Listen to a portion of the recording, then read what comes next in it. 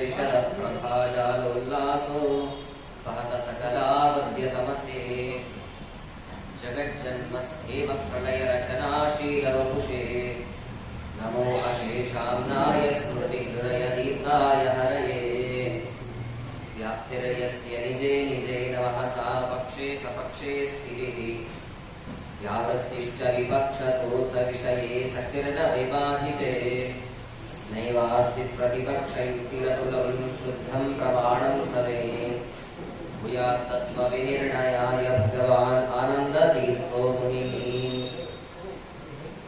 यं प्रौरजन्तमनुपेतमपेतकृत्यं द्वैपायनो विरहकातुराजुभाव पुत्रेति तन्मयतयादरगोपिनेदुभूतं सर्वभूतत्रयं मुनिमानतोऽस्मि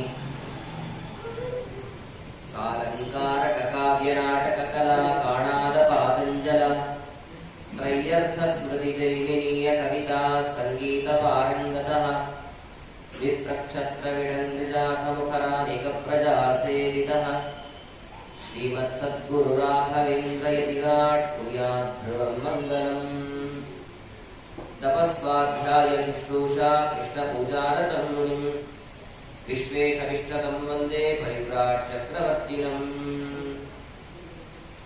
कपिकटकधुरीणः कार्मुकन्यस्तबाणः क्षपितदितिजसैन्यः क्षत्रियेष्वग्रगण्यः जलधिरचितसेतुः जानकीदोषहेतुः पथि पथि गुणसान्द्रः पातु मां रामचन्द्रः श्रीगुरुभ्यो नमः।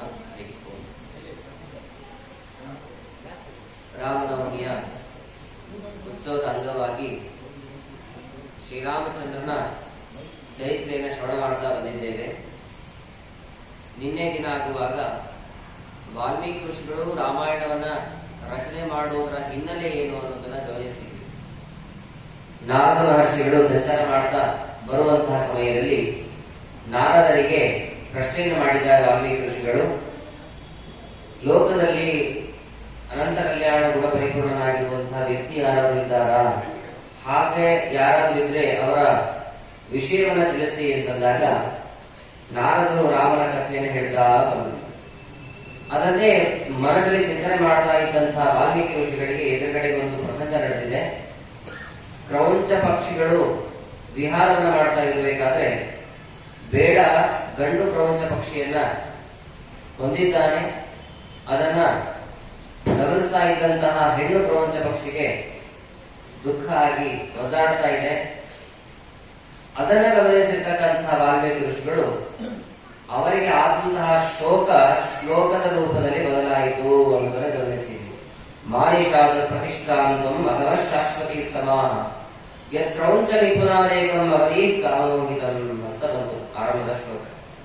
ಏನಿದು ಶಾಪ ಕೊಡುವಾಗ ಶ್ಲೋಕದ ರೂಪದಲ್ಲಿ ಕೊಟ್ಬಿಟ್ಟಲ್ಲ ಅಂತ ಅವರಿಗೆ ಆಶ್ಚರ್ಯ ಆಯಿತು. ಬ್ರಹ್ಮದೇವರು ಪ್ರತ್ಯಕ್ಷರಾಗಿ ಮುಂದೆ ರಾಮಾಯಣ ನಿಮ್ಮಿಂದ ರಚನೆ ಆಗ್ಲಿಕ್ಕಿದೆ, ಅದಕ್ಕೋಸ್ಕರವಾಗಿ ಹೀಗೆ ಸರಸ್ವತಿ ದೇವಿ ಬ್ರಹ್ಮದೇವರ ಮಡದಿಯೇ, ನನ್ನ ಮಡದಿಂದ ಈ ರೀತಿಯಾದಂತಹ ನಾಲಿಗೆಯಲ್ಲಿ ಆದಂತಹ ವಿಲಾಸ ಇದು ಅಂತ ಚಿಂತನೆ ಮಾಡಿ ಹಾಗೆ ಆಗಲಿ ಬ್ರಹ್ಮದೇವರ ಆಜ್ಞೆ ಇದು ಅಂತಂದು ರಾಮನ ಕಥೆಯನ್ನೆಲ್ಲ ಚಿತ್ರಿಸ್ತಾ ಬಂದರು. 24,000 ಶ್ಲೋಕಾತ್ಮಕವಾಗಿ ಅವರು ಚಿತ್ರಿಸಿದ್ದಾರೆ ಅಂತಲೇ ಗಮನಿಸಿದರು. ಭೂಮಿಗೆ ಭಾರಭೂತರಾಗಿರುವಂತಹ ಅಸುರರು ಪಟಳವನ್ನ ತಾಳಲಿಕ್ಕಾಗಲಿಲ್ಲ, ಯಾರು ರಾವಣ ಮೊದಲಾಗಿರ್ತಕ್ಕಂಥ ರಾಕ್ಷಸರು. ಹಾಗಾಗಿ ಭೂದೇವಿ ಪರಮಾತ್ಮನ ಬಳಿ ಬಂದಾಗ ಪರಮಾತ್ಮ ಎಲ್ಲಾ ದೇವತೆಗಳಿಗೂ ಕೂಡ ನೀವು ಅವತಾರವನ್ನು ಮಾಡಬೇಕು ಅಂತ ಆದೇಶ ಮಾಡಿದರು. ಹಾಗೆ ಆಗಲಿ ಅಂತ ಅವರೆಲ್ಲರೂ ಕೂಡ ಹನುಮಂತನೇ ಮೊದಲಾಗಿರ್ತಕ್ಕಂಥ ಎಲ್ಲ ದೇವತೆಗಳು ಕೂಡ ಕಪಿಗಳಾದರು. ಅದರ ಹಿನ್ನೆಲೆಯನ್ನು ಕೂಡ ಗಮನಿಸಿದ್ವಿ. ರಾಮ ಮನುಷ್ಯನಾಗಿ ಅವತಾರವನ್ನು ಮಾಡಿದ್ದಾನೆ. ಇತ್ತ ಕಡೆಗೆ ರಾಮನ ಅವತಾರದ ಹಿನ್ನೆಲೆಯನ್ನು ಕೂಡ ಗಮನಿಸಿದ್ವಿ. ಅಯೋಧ್ಯ ಪಟ್ಟಣ ಹೇಗಿತ್ತು, ಅಲ್ಲಿ ರಾಜ್ಯಭಾರವನ್ನು ಮಾಡುವಾಗ ದಶರಥ ಮಹಾರಾಜ ಎಷ್ಟು ಅತ್ಯಂತ ವಿಜೃಂಭಣೆಯಿಂದ ರಾಜ್ಯಭಾರವನ್ನು ಮಾಡ್ತಾ ಇದ್ದ ಅನ್ನೋದನ್ನ ಗಮನಿಸಿದ್ವಿ. ರುಚಿಕ ಮುನಿಗಳ ವಿಭಾಟಕ ಮುನಿಯ ಮಗ ಋಷಿಶೃಂಗರ ವಿಶೇಷವಾದಂತಹ ಹೋಮದ ಪ್ರಭಾವದಿಂದಾಗಿ ಸಾಕ್ಷಾತ್ ಪರಮಾತ್ಮನೇ ಪಾಯಸವನ್ನ ಬಟ್ಟಲಿನಲ್ಲಿ ತಂದುಕೊಟ್ಟಿದ್ದಾರೆ ರಾಜನಿಗೆ. ಅವನು ಮೊದಲು 2 ವಿಭಾಗವನ್ನು ಮಾಡಿ ಕೌಸಲ್ಯ ಅದರಲ್ಲಿ ಮತ್ತೆ 2 ವಿಭಾಗವನ್ನು ಮಾಡಿ ಅದರಲ್ಲಿ ಅರ್ಧವನ್ನು ಸುಮಿತ್ರೆಗೆ ಕೊಡ್ತಾನೆ. ಮತ್ತೆ ಪುನಃ ಅರ್ಧ ಮಾಡಿ ಒಂದನ್ನು ಮತ್ತೆ ಸುಮಿತ್ರೆಗೆ ಕೊಟ್ಟು ಇನ್ನೊಂದನ್ನ ಕೈಕೇಯಿಗೆ ಕೊಟ್ಟ ಅಂತ ಕೇಳಿದ್ವಿ. ರಾಮ, ಲಕ್ಷ್ಮಣ, ಭರತ, ಶತ್ರುಘ್ನರು ಅವತಾರವನ್ನ ಮಾಡಿದ್ದಾರೆ. ಯಾವ ದೇವತೆಗಳು ಅವತಾರ ಮಾಡಿದ್ದಾರೆ ಅನ್ನೋದನ್ನು ಕೂಡ ಗಮನಿಸಿದ್ವಿ. ರಾಮ ಇನ್ನು ಬಾಲ್ಯಾವಸ್ಥೆಯಲ್ಲೇ ಇದ್ದಾನೆ, 7-8 ವರ್ಷದ ಪುಟ್ಟ ಬಾಲಕ. ಆಗ ವಿಶ್ವಾಮಿತ್ರ ಋಷಿಗಳು ಬಂದು ಅವರನ್ನ ಕರ್ಕೊಂಡು ಹೋಗ್ತಾ ಇದ್ದಾರೆ. ದಾರಿಯಲ್ಲಿ ಯಜ್ಞ ಸಂರಕ್ಷಣೆಗಾಗಿ ಕರ್ಕೊಂಡು ಹೋಗುವಂತಹ ಸಮಯದಲ್ಲಿ ಬಲ ಅತಿಬಲ ಅನ್ನುವಂತಹ ಮಂತ್ರವನ್ನು ಕೂಡ ಉಪದೇಶಿಸಿದ್ದಾರೆ. ಉಪದೇಶ ಅಂತ ಪಾರಾಯಣ ಮಾಡಿದ್ದಾರೆ ಎಂದು ಚಿಂತನೆ ಮಾಡಬೇಕು ಅಂತ ಗಮನಿಸಿದ್ವಿ. ಅದಾದ ಮೇಲೆ ತಾಟಕಿಯ ಸಂಹಾರವನ್ನ ಮಾಡಬಹುದು ಅಂತ ತಿಳಿಸಿಕೊಡ್ತಾರೆ ವಿಶ್ವಾಮಿತ್ರ ಋಷಿಗಳು. ಸ್ತ್ರೀಯಾದರೂ ಕೂಡ ಮಾಡಬಹುದು, ಯಾಕೆ ಅಂದ್ರೆ ಲೋಕಕ್ಕೆ ಕಂಟಕರಾಗಿದ್ದಾರೆ, ಹಾಗಾಗಿ ಮಾಡಬಹುದು ಅಂತ. ತಾಟಕಿಯ ಸಂಹಾರ ಆಗಿದೆ, ಸುಬಾಹುವಿನ ಸಂಹಾರವೂ ಕೂಡ ಆಗಿದೆ. ಮಾರೀಚನನ್ನ ಮಾತ್ರ ಮುಂದೆ ಆಗುವಂತಹ ಸೀತಾಪಹರಣದ ಕಾರ್ಯಕ್ಕಾಗಿ ಅವನ್ನ ಕೊಲ್ಲದೆ ದೂರದಲ್ಲಿ ಹಾಕಿಬಿಡುತ್ತಾರೆ. ಅದಾದ ನಂತರದಲ್ಲಿ ಯಜ್ಞ ನಿರ್ವಿಘ್ನವಾಗಿ ನಡೆಯಿತು. ನಿರ್ವಿಘ್ನವಾಗಿ ನಡೆದ ನಂತರದಲ್ಲಿ ವಿಶ್ವಾಮಿತ್ರ ಋಷಿಗಳು ಲಕ್ಷ್ಮಣ ಹಾಗೂ ಶ್ರೀರಾಮಚಂದ್ರನನ್ನ ಜನಕರಾಜನ ಪಟ್ಟಣ ಏನಿದೆ ಮಿಥಿಲಾಪಟ್ಟಣಕ್ಕೆ ಅಂತ ಕರ್ಕೊಂಡು ಬರ್ತಾ ಇದ್ದಾರೆ. ಕರ್ಕೊಂಡು ಬರ್ತಾ ಇದ್ದಂತಹ ಸಮಯದಲ್ಲಿ ಏನಾಯ್ತು ಅಂತಂದ್ರೆ, ದಾರಿಯ ಮಧ್ಯದಲ್ಲಿ ಪರಮಾತ್ಮನ ಪಾದಕ್ಕೆ ಒಂದು ಕಲ್ಲು ತಾಕಿತು. ಆ ಕಲ್ಲು ಅಹಲ್ಯೆಯಾಗಿ ಪುನಃ ಉದ್ಧಾರ ಆದವು ಅನ್ನುವಂತಹ ಅಂಶವನ್ನ ತಿಳಿಸಿಕೊಡ್ತಾರೆ ವಾಲ್ಮೀಕಿ ಋಷಿಗಳು. ಏನಾಗಿತ್ತು ಹಿಂದೆ ಅಂತಂದ್ರೆ, ಗೌತಮ ಋಷಿಗಳು ತಮ್ಮ ಯೋಗ್ಯತೆಗೂ ಮೀರಿ ತಪಸ್ಸನ್ನ ಆಚರಣೆ ಮಾಡಿದ್ರು, ಪುಣ್ಯ ಸಂಪಾದನೆಯನ್ನು ಮಾಡಿಕೊಂಡಿದ್ರು. ಹಾಗಾಗಿ ಇಂದ್ರ ದೇವರಿಗೆ ಆದೇಶ ಮಾಡ್ತಾರೆ ಪರಮಾತ್ಮ, ಗೌತಮ ಋಷಿಗಳ ತಪಸ್ಸು ಕಡಿಮೆ ಆಗಬೇಕು ಅಂತ. ಹಾಗೆ ಆಗಲಿ ಅಂತ ಇಂದ್ರ ದೇವರು ಅಹಲ್ಯ ಜೊತೆ ಇರುವಂತದ್ದನ್ನ ಗಮನಿಸಿದ್ರು. ಅಹಲ್ಯ ಹಾಗೂ ಗೌತಮ ಋಷಿಗಳು ಮನೆಪತ್ನಿಯರು. ಅಹಲ್ಯ ಹೆಸರೇ ತಿಳಿಸತ್ತೆ. ಹಲ್ಯ ಅಂತಂದ್ರೆ ದೋಷಗಳು ಅಂತ, ಅಹಲ್ಯ ಅಂತಂದ್ರೆ ದೋಷದ ಲವಲೇಶವೂ ಇಲ್ಲದಿರುವವಳು. ಅಂತಹ ಅಹಲ್ಯೆ ಮಡದಿ ಇಂದ್ರದೇವರ ಜೊತೆಗಿರೋದನ್ನ ಗಮನಿಸಿ ಇಂದ್ರದೇವರಿಗೆ ಹಾಗೂ ಅಹಲ್ಯೆಗೆ ಇಬ್ಬರಿಗೂ ಕೂಡ ಶಾಪವನ್ನು ಕೊಟ್ಬಿಟ್ರು ಗೌತಮ ಋಷಿಗಳು. ತುಂಬಾ ಉತ್ತಮ ಕಕ್ಷೆಯಲ್ಲಿರುವಂತಹ ಇಂದ್ರದೇವರಿಗೆ ಶಾಪ ಕೊಟ್ಟಿರೋದ್ರಿಂದಾಗಿ ಇವರು ಸಂಪಾದನೆ ಮಾಡಿರುವಂತಹ ಪುಣ್ಯ ಭಾಗ ಹ್ರಾಸವಾಯಿತು, ಕಡಿಮೆ ಆಯಿತು, ಸಮತೋಲನವಾಯಿತು. ಗೌತಮ ಋಷಿಗಳು ಕೊಟ್ಟಂತಹ ಶಾಪ ಇದು. ಅಹಲ್ಯೆಗೆ ಏನ್ ಶಾಪ ಕೊಟ್ಟಿದ್ರು ಅಂತಂದ್ರೆ, ನೀನು ಕಲ್ಲಾಗಿ ಇರೋ ಅಂತ ಶಾಪ ಕೊಟ್ಟಿದ್ರು. ಮತ್ತೆ ಪುನಃ ಪ್ರಾರ್ಥನೆ ಮಾಡಿದಾಗ ಶ್ರೀರಾಮಚಂದ್ರನ ಪಾದ ಸೋಕತ್ತೆ ನಿನಗೆ, ಆಗ ಪುನಃ ಚೈತನ್ಯವನ್ನು ಪಡ್ಕೊಳ್ತೀಯಾ ಅಂತ ಗೌತಮ ಋಷಿಗಳೇ ಹೇಳಿದ್ರು. ಹಾಗಾಗಿ ಪರಮಾತ್ಮನ ಪಾದ ಇವಾಗ ತಾಕಿದೆ, ಸೋಕಿದೆ. ಅದರ ಪ್ರಭಾವದಿಂದಾಗಿ ಕಲ್ಲು ಕನ್ಯೆಯಾದ್ದು ಅಹಲ್ಯೆ ಮತ್ತೆ ಪುನಃ ಚೈತನ್ಯವನ್ನು ಪಡೆದುಕೊಂಡು ದೇವರ ಚಿಂತನೆಯನ್ನು ಮಾಡುತ್ತಾ ಉತ್ತಮವಾದಂತಹ ಲೋಕಕ್ಕೆ ಹೋದು ಅನ್ನುವಂತಹ ವಿಷಯವನ್ನ ವಾಲ್ಮೀಕಿ ಋಷಿಗಳು ದಾಖಲೆ ಮಾಡ್ತಾರೆ ರಾಮಾಯಣದಲ್ಲಿ. ಇದಾದ ನಂತರದಲ್ಲಿ ವಿಶ್ವಾಮಿತ್ರ ಋಷಿಗಳು ಪುನಃ ತಮ್ಮ ಪ್ರಯಾಣವನ್ನು ನಡೆಸ್ತಾರೆ ರಾಮ ಲಕ್ಷ್ಮಣರ ಜೊತೆಗೆ. ಇನ್ನೇ ಮಿಥಿಲಾಪಟ್ಟಣ ಬಂತು ಅನ್ನುವಾಗ ಒಂದು ವಿಚಿತ್ರವಾದ ಘಟನೆ ನಡೆಯಿತು ಅಂತ. ಏನ್ ನಡೀತು ಅಂತಂದ್ರೆ, ಅಲ್ಲಿರುವಂತಹ ಅನೇಕ ಬ್ರಾಹ್ಮಣರು ತಮ್ಮ ತಲೆ ಮೇಲೆ ಕಲ್ಲು ಹೊತ್ಕೊಂಡು ಕಾಯ್ತಾ ಇದ್ದಂತೆ. ಶ್ರೀರಾಮನಿಗೋಸ್ಕರವಾಗಿ ತಲೆ ಮೇಲೆ ಕಲ್ಲು ಹೊತ್ಕೊಂಡು ಕಾಯ್ತಾ ಇದ್ದಾರೆ. ಲಕ್ಷ್ಮಣ ಮುಂತಾದವರಿಗೆಲ್ಲ ಕಾಗೆ ಇವರೇನು ನಾವು ಮಿಥಿಲಾಪಟ್ಟಣಕ್ಕೆ ಪ್ರವೇಶ ಮಾಡೋದಕ್ಕಿಂತ ಮೊದಲೇ ನಮ್ಮ ಮೇಲೆ ಕಲ್ಲು ಹಾಕ್ಬೇಕು ಅಂತಿದ್ದಾರ, ಏನ್ ಕಥೆ ಅಂತ. ಹೀಗೆ ನಿಧಾನವಾಗಿ ತಮ್ಮ ಹೆಜ್ಜೆಗಳನ್ನ ಇಟ್ಕೊಂಡು ಹತ್ರ ಹೋದಾಗ ಅಲ್ಲಿರುವಂತಹ ಬ್ರಾಹ್ಮಣರೆಲ್ಲ ಹೇಳಿದ್ರು, ಸ್ವಾಮಿ ಇವಾಗ ತಾನೇ ನೀನು ಕಲ್ಲನ್ನ ಕನ್ಯೆಯಾಗಿ ಬದಲಾಯಿಸಿದಿ ಅನ್ನುವಂತಹ ವಿಚಾರ ನಾವು ತಿಳಿದ್ವಿ.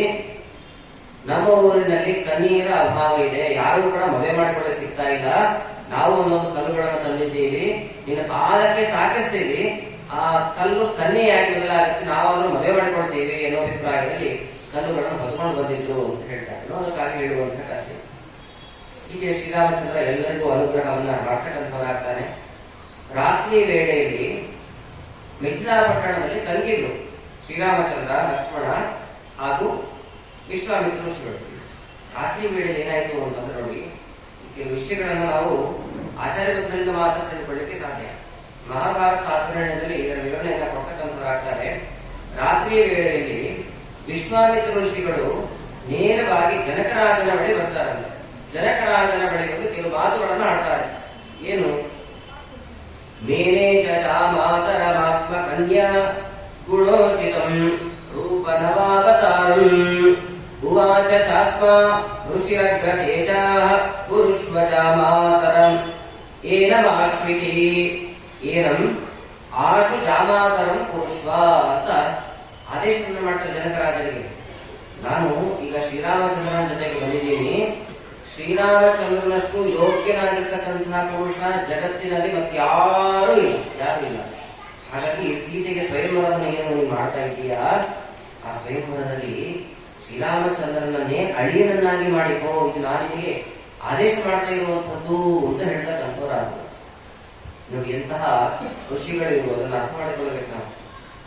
ಜನಕರಾಜನಿಗೆ ಅತ್ಯಂತ ಅನುಕೂಲವಾಗುವಂತಹ ಸಂಗತಿಯನ್ನ ತಿಳಿಸ್ಲಿಕ್ಕೆ ಅಂತ ನಂಬಿದ್ದಾರೆ. ಜನಕರಾಜನ ಮನೋಭಿಲಾಷ ಏನಿತ್ತು ಅಂತ ತಿಳಿದಿತ್ತು ಇವರಿಗೆ. ಯಾಕೆ ನಾವು ಶ್ರೀನಿವಾಸ ಕಲ್ಯಾಣವನ್ನ ಕೇಳಿದ್ದೀವಿ. ಶ್ರೀನಿವಾಸ ಕಲ್ಯಾಣದಲ್ಲಿ ಶತಾನಂದರು ಬಂದಾಗ ತನ್ನ ಅಭಿಪ್ರಾಯ ಏನಿತ್ತು, ತನಗೆ ಅಪೇಕ್ಷೆ ಏನಿದೆ ಅನ್ನೋದನ್ನ ಹೇಳಿರ್ತಾನೆ. ಯಾರು? ಜನಕರಾಜ. ಏನು ಅವನಿಗೆ ಅಪೇಕ್ಷೆ ಇರುತ್ತೆ? ನನ್ನ 4 ಜನ ಮಕ್ಕಳು ಕೂಡ, ಸಹೋದರನ ಮಕ್ಕಳು ಕೂಡ ತನ್ನ ಮಕ್ಕಳು ಅನ್ನೋ ರೀತಿಯಲ್ಲೇ ಹೇಳ್ತಾನೆ. 4 ಮಕ್ಕಳು ಕೂಡ ಒಂದೇ ಮನೆತನಕ್ಕೆ ಹೋಗಬೇಕು, ಎಲ್ಲರೂ ದೀರ್ಘಾಯುಷ್ಯವುಳ್ಳವರಾಗಬೇಕು, ಹಾಗೆ ಅನುಗ್ರಹವನ್ನು ಪಡಿಬೇಕು, ವರವನ್ನು ಪಡಿಬೇಕು. ನಾನೇನ್ ಮಾಡಬೇಕು ಅಂತ ಕೇಳಿದಾಗ ಶ್ರೀನಿವಾಸ ಕಲ್ಯಾಣ ಶ್ರವಣ ಮಾಡು ಹೇಳಿದ್ರು ಶತಾನಂದರು. ಆ ವಿಷಯ ವಿಶ್ವಾಮಿತ್ರ ಋಷಿಗಳಿಗೆ ತಿಳಿದಿತ್ತು. ದಶರಥನಿಗೆ 4 ಜನ ಗಂಡು ಮಕ್ಕಳು, ಜನಕರಾಜನಿಗೆ 4 ಜನ ಹೆಣ್ಣು ಮಕ್ಕಳು. ಹಾಗಾಗಿ ಒಂದೇ ಮನೆತನಕ್ಕೆ ಸೇರಬೇಕು ಅಂತಂದ್ರೆ ದಶರಥನ ಅರಮನೆಗೆ ಹೋಗಬೇಕಾಗತ್ತೆ, ಸೊಸೆಯನ್ನಾಗಿ ಹೋಗಬೇಕಾಗತ್ತೆ. ಹಾಗಾಗಿ ಎಲ್ಲರೂ ಕೂಡ ಯೋಗ್ಯರಾಗಿರುವವರೇ. ಪ್ರಧಾನವಾಗಿ ಶ್ರೀರಾಮಚಂದ್ರ ಏನಿದ್ದಾನೆ ಅತ್ಯಂತ ಯೋಗ್ಯ ಪುರುಷ, ಅವನನ್ನು ಎಷ್ಟು ಸಾಧ್ಯವಷ್ಟು ಬೇಗ ಅಳಿಯನನ್ನಾಗಿ ಮಾಡಿಕೋ ಅಂತ ಆದೇಶ ಮಾಡಿದ್ರು. ಯೋಗ್ಯ ಜ್ಞಾನಿಗಳು ಈ ರೀತಿಯಾದಂತಹ ಕಾರ್ಯಗಳನ್ನು ಮಾಡ್ತಾರೆ. ಸರಿ, ಹಾಗೆ ಆಗಲಿ ಅಂತಾನೆ. ಸಾಹ ಚೈನಂ ಪರಮಂ ವಚಸ್ತೆ ಕರೋಮಿ ನಾತ್ರಾಸ್ತಿ ವಿಚಾರಣಾಮೇ ಶೃಣುಷ್ವ ಮೇಥಾಪಿ ಯಥಾ ಪ್ರತಿಜ್ಞಾ ಸುತಾ ಪ್ರದಾನಾಯ ಕೃತಾ ಪುರಸ್ತಾತ್.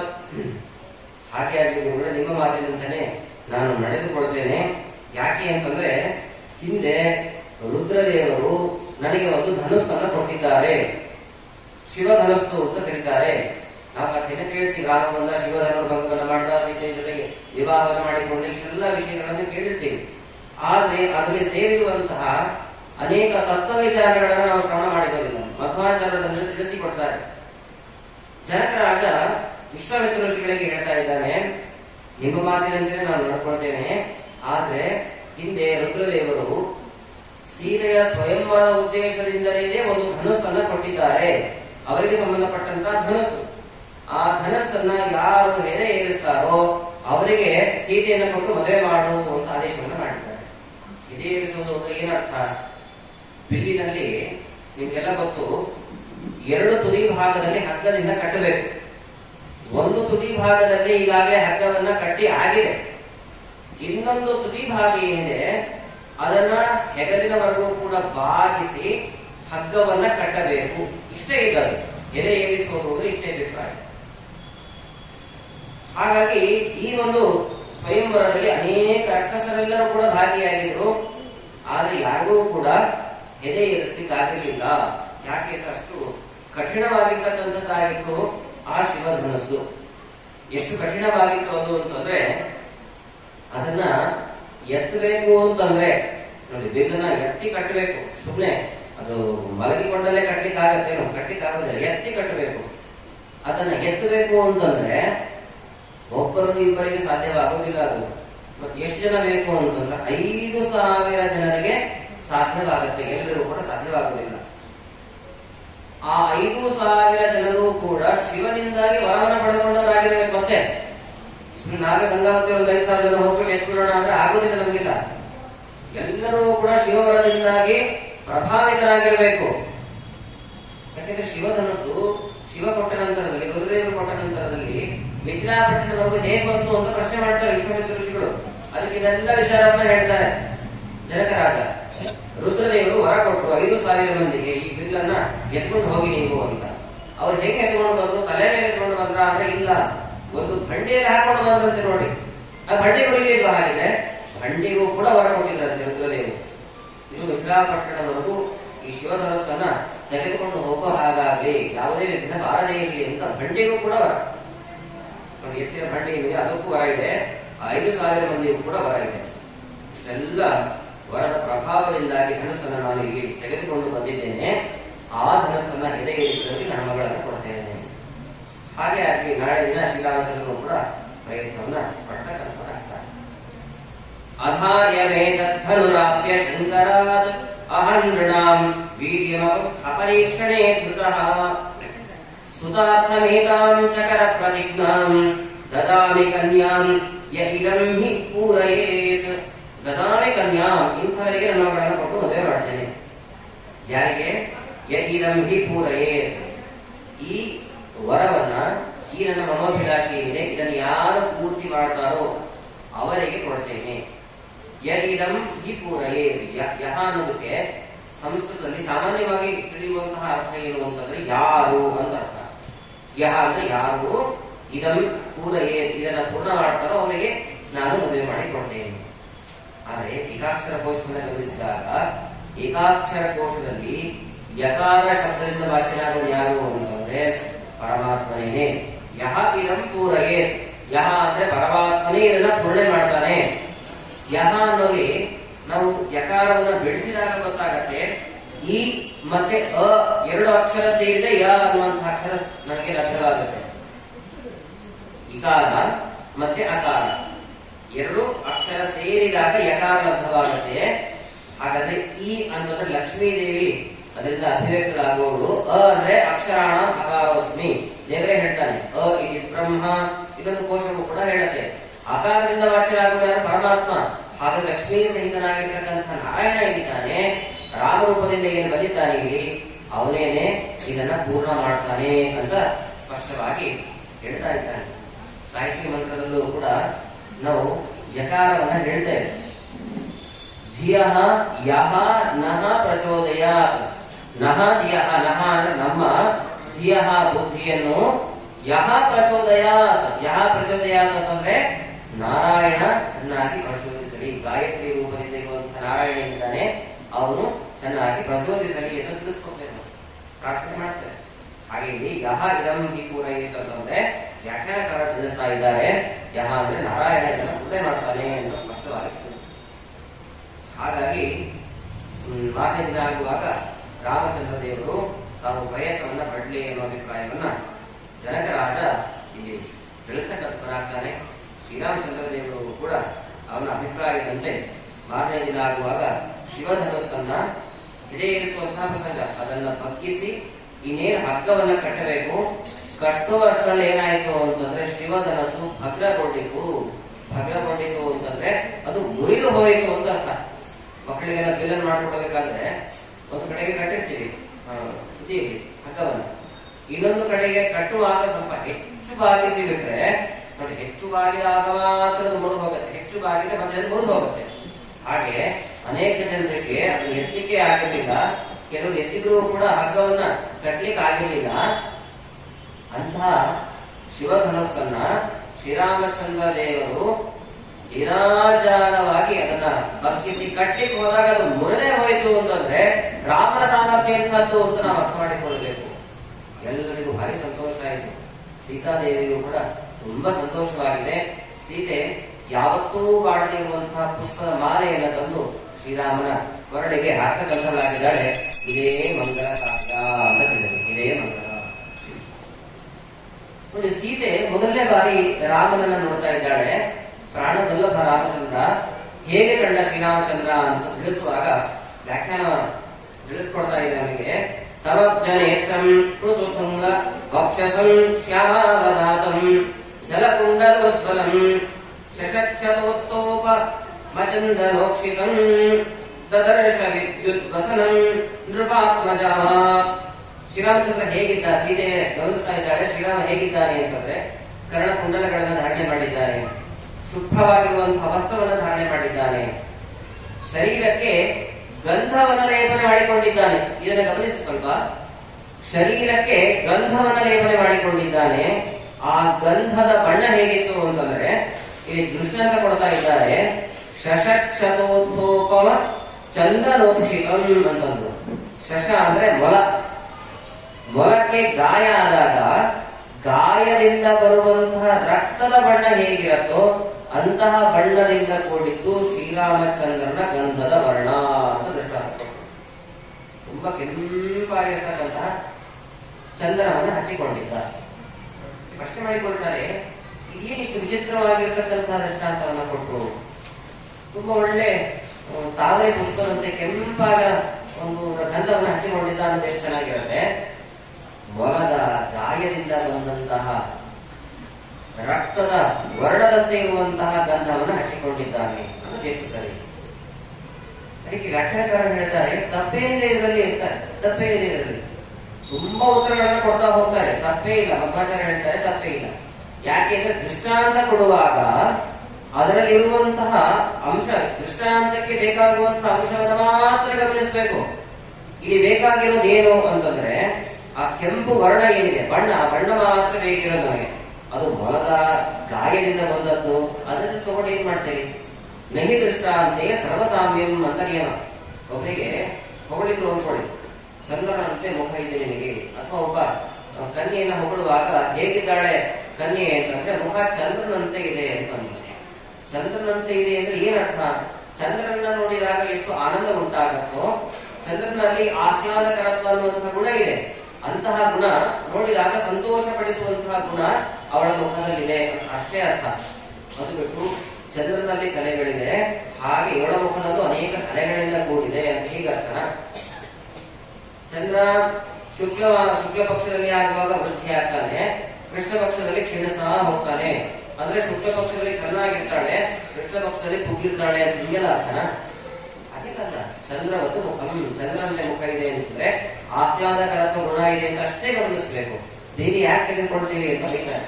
ಹಾಗಾಗಿ ದೃಷ್ಟಾಂತ ಸರಿ ಇದೆ ಅಂತ ಒಂದು ಉತ್ತರ ಕೊಡ್ತಾರೆ. ಇನ್ನೊಂದು ಉತ್ತರ ಏನು ಅಂತಂದ್ರೆ, ನಮಗೆಲ್ಲ ಹೇಳುವಂಥದ್ದು, ಶ್ರೀರಾಮಚಂದ್ರ ಅವತಾರ ಮಾಡಿದ್ರು ಯಾವ ಜಾತಿಯಲ್ಲಿ? ಬ್ರಾಹ್ಮಣರ ಜಾತಿಯಲ್ಲಿ ಅವತಾರ ಮಾಡಿದ್ದಾನೆ ಶ್ರೀರಾಮಚಂದ್ರ. ಸತ್ತ ಮೊಲದ ಗಾಯದಿಂದ ಬಂದಂತಹ ರಕ್ತದ ವರ್ಣ ಅಂದ್ರೆ ಸಂಕೋಚ ಪಡ್ಲಿಕ್ಕೆ, ಅಸಹ್ಯ ಪಡ್ಲಿಕ್ಕೆ ರಾಮಚಂದ್ರ ಏನು ಬ್ರಾಹ್ಮಣರ ಜಾತಿಯಲ್ಲಿ ಹುಟ್ಟಿಲ್ಲ. ರಾಮ ಹುಟ್ಟಿರುವಂತದ್ದು ಕ್ಷತ್ರಿಯರ ಜಾತಿಯಲ್ಲಿ. ಕ್ಷತ್ರಿಯರಿಗೆ ಇವೆಲ್ಲವೂ ಕೂಡ ಭೂಷಣವೇನೆ. ಹೇಗೆ ದೃಷ್ಟಾಂತ ಕೊಡ್ತಾರೆ ಮತ್ತೆ, ನರಸಿಂಹದೇವರ ಕೊರಳಿನಲ್ಲಿ ಹಿರಣ್ಯಕಶಿಪುವಿನ ಕರಡಿನ ಬಳ್ಳಿ ಹೇಗಿರತ್ತೋ ಅದು ಭೂಷಣ ನರಸಿಂಹದೇವರಿಗೆ, ಹಾಗೆ ಶ್ರೀರಾಮಚಂದ್ರನಿಗೆ ಈ ದೃಷ್ಟಾಂತ ಭೂಷಣವೇ ಆಗಿದೆ ಅಂತ ಎಂತೆಂತ ದೃಷ್ಟಾಂತಗಳನ್ನು ಕೊಡ್ತಾರೆ. ಯಾಕೆ ಅಂತಂದ್ರೆ ಇನ್ನೊಂದು ದೃಷ್ಟಾಂತವನ್ನು ಮಧ್ಯದಲ್ಲಿ ಕೊಡ್ತಾ ಇದ್ದಾರೆ ನೋಡಿ. ಬ್ರಹ್ಮಚಾರಿಗೆ ಯತಿಗಳಿಗೆ ಸ್ತ್ರೀಯರ ಸಂಪರ್ಕ ಅನ್ನುವಂಥದ್ದು ದೋಷ, ಗೃಹಸ್ಥನಿಗೆ ಅದು ದೋಷ ಅಲ್ಲ. ಹಾಗೆ ಶ್ರೀರಾಮಚಂದ್ರ ಕ್ಷತ್ರಿಯರ ಒಂದು ಜಾತಿಯ ಅವತಾರ ಮಾಡಿರೋದ್ರಿಂದ ಈ ದೃಷ್ಟಾಂತ ಏನಿದೆ ಅದು ತಪ್ಪಲ್ಲ ಅಂತ ವ್ಯಾಖ್ಯಾನ ತಿಳಿಸ್ತಾರೆ.